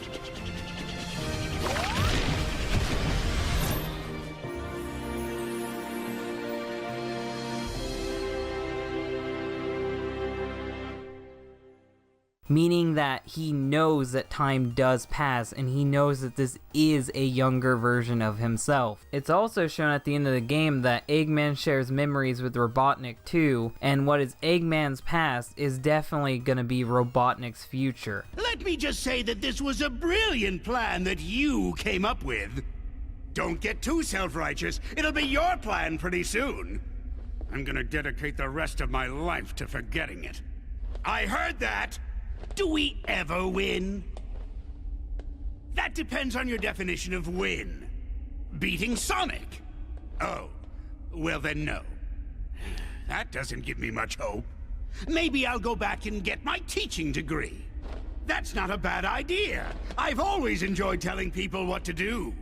I really doubt that they would put in all these callback lines and all of these references to the past and specifically say past if the game itself wasn't about time travel. We know that Generations is canon, and we know Generations involves time travel, and we know in Generations that everyone is calling that younger Sonic. They're calling that younger Robotnik. They all know who each other are, and they all know that they are from the past and the future. So now, since I've basically summed over Generations and Forces, and I've confirmed 100% that time does work in the Sonic universe and characters have age, you're probably wondering, how am I gonna prove what their ages are? Am I gonna guess again? No, I'm not. I actually have a 100% way to see how old all the characters are in the past games, and the key to finding out is actually a character you wouldn't expect. So not to tease you any further, I'm just gonna tell you straight away how I know this. In Sonic the Hedgehog, one character mysteriously aged for no reason in particular. That character is Amy Rose. When Amy Rose was introduced to the game franchise, she was 8 years old. Amy Rose in her debut game was 8. But then, in Sonic Adventure, Amy mysteriously became 12 years old. Now, at the time, we just assumed that this is a retcon and that we should just consider her 12 years old from now on. But in reality, this proves that there was a 4-year difference between the classic games and the modern games. Meaning that if we take the age difference that Amy has from her past counterpart, we can add that to all the Sonic characters to find out the ages of their past counterparts. So now we're going to take the canon age of Sonic the Hedgehog, which is 15, minus 4, and he is 11. We take the canon age of Tails, minus 4, and now he becomes 4 years old because he's 8 in the modern games. We take the canon age of Knuckles, who is 16, and he now becomes 12. And if we really want to throw in a few more characters, we could throw in Ray and Mighty. Now Mighty has a set age. That age is 17. So we can turn him into 13 in the classic games, meaning in Mania Plus he would be 13 years old. Ray's age is actually unknown, and the only proof that we have is the comics, so you can either consider this part of the theory or not, because canonically Ray doesn't have an age. But in the comics it says that he's 10 years old, meaning that in Mania Plus, Ray would be 6. That's where my theory went wrong before. I didn't focus in on Amy Rose. I didn't focus in on her age mysteriously changing. I just ignored that and I started trying to guess what their ages were. And that's the mistake everyone has been making. There was always a canon way to figure out how old the classic characters are, and that's of an age difference of 4. You can do this with any character that has a canon age in Sonic the Hedgehog in the modern games, and you can figure out what age their classic selves would be. Hello everybody, Dylan here. Now today we are going to be doing the thing that made manga common famous. We are going to be bullying Matpat. No, I'm just kidding, but you've already seen the title, so you know what we're going to be doing here. I'm going to be responding to one of Matpat's videos, and really the video isn't too bad, it's just something he tacked on at the end is really bad. So let's get into this today on DHT. Now, like I said in the intro, I didn't hate this video. I actually really did like this video. It was well researched. I'm glad that Matpat took in the calculations for every version of Sonic and every game that Sonic had been in, all the classic games, and he tested the skidding speeds of these Sonics to see if it would actually break his bones. All of the research was sound and all the conclusions made sense to me. And the main conclusion is, in all of the games that Matpat calculated, Sonic wouldn't be able to break his bones. He's skidding at a certain speed to where no matter what, he would be safe. It's the part after the video that really bothers me. Let me just play the clip so you can see what's wrong here. It just turns out in the games, whether the designers meant to or not, they made Sonic 1, light enough, 2, slow enough, and 3, gave him enough stopping distance to slow him down in a safe manner. I can't believe I'm saying this, but it looks like Sonic got me.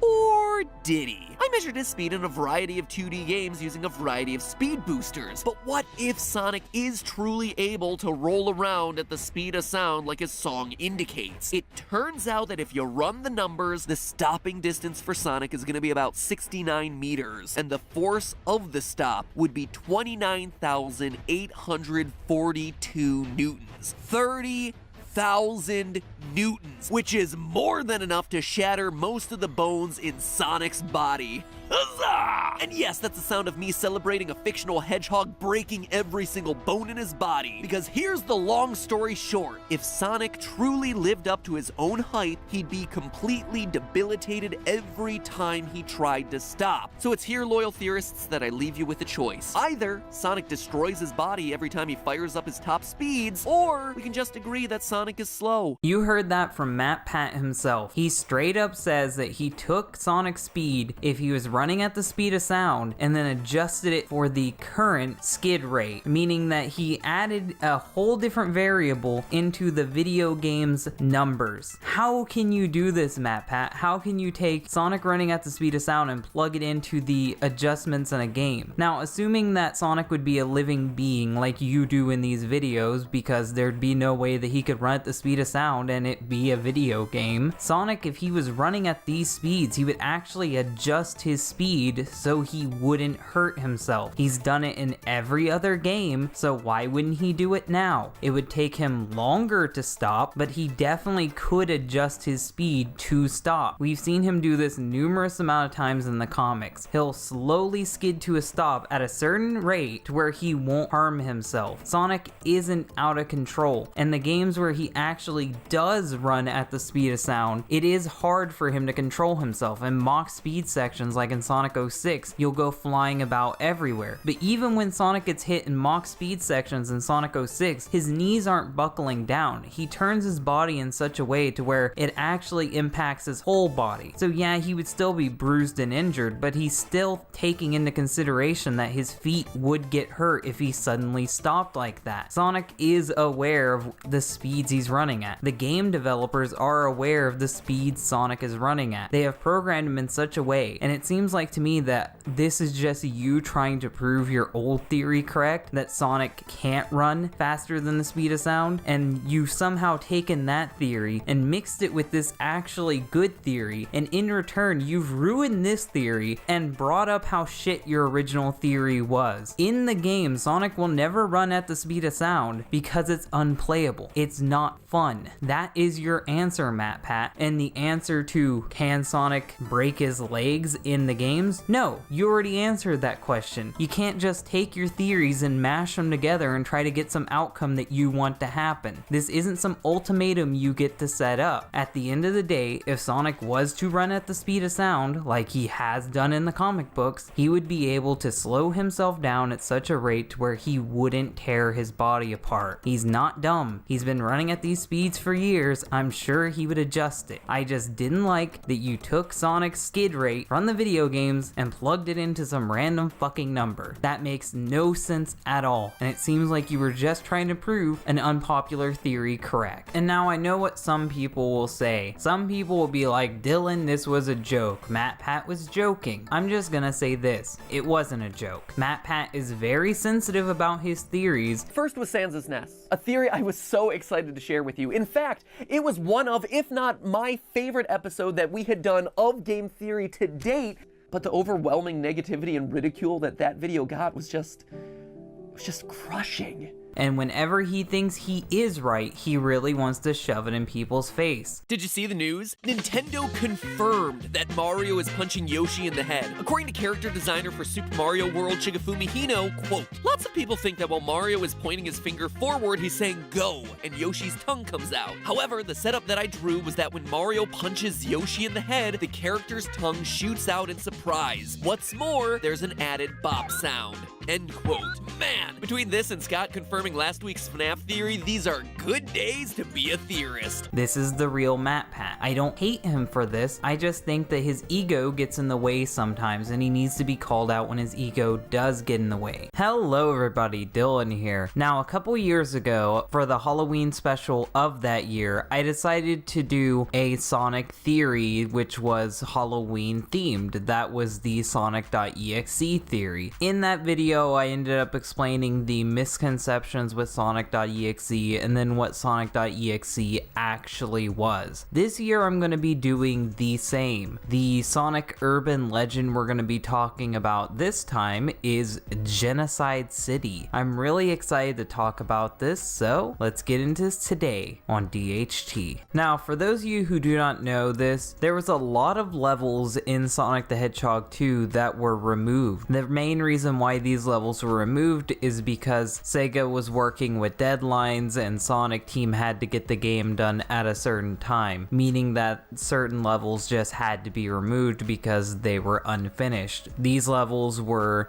Wood Zone, Hidden Palace Zone, and of course Genocide City Zone. Now, Genocide City Zone was a real level, believe it or not, and I will explain the truth behind the name and the truth behind everything later. Right now we're just going to be talking about the crazy conspiracy part, and we're going to be talking about the creepypasta and the fan interpretation before I actually tell you what became of Genocide City. Now, the urban legend goes someone was able to get their hands on a Sonic 2 beta, and in this beta they were able to play several zones that were never finished and never released, and when they played through the game everything turned out fine because they got all the Chaos Emeralds and they ended up saving Tails, who was about to be shot by Eggman. Now, what they ended up doing was they were curious what would happen if they didn't get the emeralds, and when they didn't get the emeralds, Tails ended up getting shot by Eggman and died. It was when Tails was killed by Eggman that instead of going just to Metropolis Zone, they were sent to Genocide City Zone, and in Genocide City Zone everything was brutal murder, blah blah blah. Now, when they booted up the game, Tails wouldn't appear and they could never get Tails back, and this is when the whole story just gets even more ridiculous. It even goes to the point where the author is hallucinating that Tails isn't there, and even when he loads up his cartridge, Tails is still gone, just like in the urban legend. I don't know why some people believe this, but let me just tell you some of the obvious problems that are wrong with this story. First of all, it was the prototype prototype where the levels were even found to begin with. And in the prototype, you can't even access Genocide City Zone. It just loads in as a bunch of green lines on a blue background and you instantly fall to your death. If SEGA had a fully playable Genocide City, it would have been in the game. It wasn't a thing, it wasn't fully finished, that's why it just became Metropolis Act 3. And if SEGA did have all these other levels, why wouldn't they get in? Why would SEGA finish these levels, finish a plot, finish some random cutscenes, and then just leave it out? It makes absolutely no sense. This story is based with no logic. I don't know why anyone even believes it to begin with. Now, something else I want to talk about is the fan interpretations of Genocide City Zone. I really like what the fans have done with Genocide City Zone. There was a Sonic Mania mod that ended up just making it Chemical Plant slightly changed. That one wasn't very creative. There was a mock-up where they took random Ghost and Ghoul sprites and tried to make it look creepy, and I think that's a bit too far. But then there was the Sonic 2 extended version, or the long version, where they actually made a Genocide City Zone where it's pretty cool. I like the creepy-esque background. I like how it's kind of a Halloween themed level. I really like these fan interpretations of Genocide City Zone, and I find it interesting that none of these fan interpretations of Genocide City Zone is actually anything close to Genocide City Zone. So now let me tell you what the real Genocide City Zone was like. Genocide City was a real level, and it was supposed to come after Metropolis Act 2. This was an actual thing that was going to happen. If you look at this Sonic 2 map, you can see that Genocide City is listed. This is something they actually wanted to do, but something I don't hear talked about too often and didn't even get brought up in the creepypasta at all because this would ruin their whole story. Genocide City was actually just a translation issue. A lot of the people who worked on Sonic 2 were Japanese, and then they really didn't know English, so they thought genocide sounded cool, so that's what they named the city. They didn't actually know the name of it, and once the name was pointed out to them, it was renamed to Cyber City, and Cyber City is the name it would have had if it was ever to be finished. So now I bet you're wondering, what was Genocide City going to be like? Well, I can actually tell you that. Genocide City was recycled into Metropolis Act 3. Originally, Genocide City, or Cyber City, was going to be a one-act zone, very similar to Sky Chase. This isn't an uncommon thing in the Sonic franchise, and this level ended up being scrapped before any of the music was worked on or before the backgrounds were even finalized. That's why they just changed the background to Metropolis's and gave it Metropolis's theme. Metropolis is the only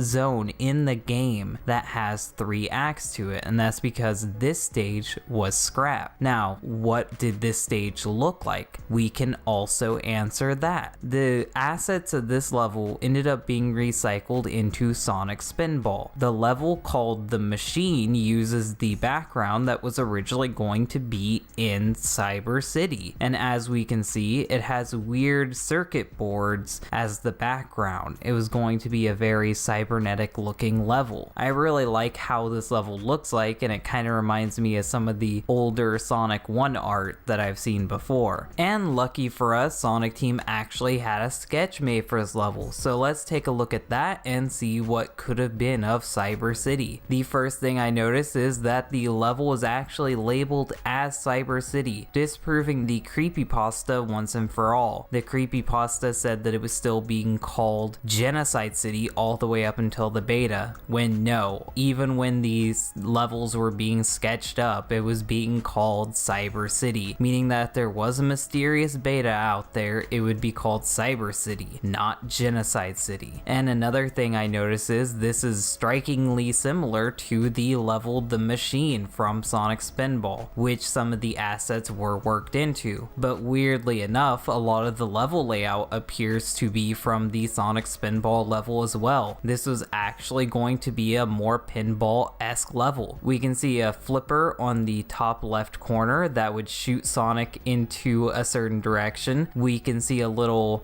pump that Sonic would load himself into, and then it would shoot him up through a tube, just like in Casino Night. It was weird that they were gonna have yet again another pinball-esque level in Sonic 2, seeing how Casino Night was already the pinball level for the game. And I think it's very fitting that this would be recycled into a Sonic Spinball level, seeing how pinball was going to play a part in it to begin with. We can see that the hazard lines were here already, and the cybernetics were already designed to be the background. Everything here was worked into the machine. So yet again, I would have to say, if you want the real authentic experience of playing Cyber City Zone, don't go for the ROM hacks, don't go for the Sonic Mania mod, play Sonic Spinball and get to the level The Machine. This actually uses concept art and level design from the original Cyber City Zone. There's also the Sonic Lost Worlds hack, which adds in Cyber City, and that is the truth behind yet again another Sonic the Hedgehog urban legend. What people thought was going to be a spooky level full of dead bodies and creepiness was actually just going to be a cybernetic pinball level. So we just got a new Smash Direct, and in the Smash Direct we didn't get Tails announced, we didn't get Shadow announced. It was pretty disappointing seeing that yet again they will be reduced to just add-ons to Sonic the Hedgehog, and Sonic's gonna be the only Sonic character in Smash. But we actually did get something interesting involving Sonic, and that is a cutscene from the game, and it's created more misconceptions. So let's talk about this today on DHT. This is the only spoiler warning I'm going to give you. I'm going to be revealing some elements of the plot, and we are going to be talking about a cutscene from the game. So if you care about spoilers, you might want to click off of the video right now. In the trailer we saw a bunch of master hands were coming from the sky from this mysterious object, and then they start shooting off beams that start wiping out all of the Nintendo characters, all the video game characters that are gathered there. Now you would be thinking Sonic can outrun this beam, and that's what I thought originally too. But unfortunately Sonic ends up getting striked down along with everyone else, and some people have used this to say that Sonic is slow. And we've seen this done before. When Sonic was beat up by Infinite, people were saying that he was slow. Everyone always wants to go the Matpat way of thinking that Sonic is slower than what he is, and I don't believe that this scene shows Sonic actually being slow, and I think there is a way to explain why he got hit. The first thing I want to bring up is the Sonic the Hedgehog you see in this cutscene is not actually the Sonic the Hedgehog. For those of you who don't know this, everybody that is portrayed in Smash Bros. Is not the canon version of that character. They are in fact toys that get brought to life by the player. They still act like the character they're supposed to be, and they still have similar feats and abilities to the characters that they represent, but they are not that character. The things that happen in Smash Bros. Are not canon to Sonic, Mario, Zelda, or any other franchise that is represented in Smash Bros. These are just toys being played with by the player. So there's no reason for the Sonic the Hedgehog in here to have the exact same speed as the Sonic the Hedgehog in the video games or the Sonic the Hedgehog in the comics, seeing how this isn't Sonic. It'd be just like me playing with an action figure. You can't expect it to be as fast and as capable as the real Sonic. You really shouldn't take anyone seriously. It tries to use the feats and the stats from the Smash Bros. Sonic the Hedgehog, because everyone who's actually played Smash Bros. Knows that that Sonic has nothing to do with the video game Sonic. If this Sonic chooses to be slow, that doesn't mean the video game Sonic is slow, seeing how this is just a toy made to imitate the real Sonic the Hedgehog. I could just leave it at that, say that this isn't the real Sonic and be done with it. But I'm gonna go and explain a little bit further how he really couldn't avoid this fate and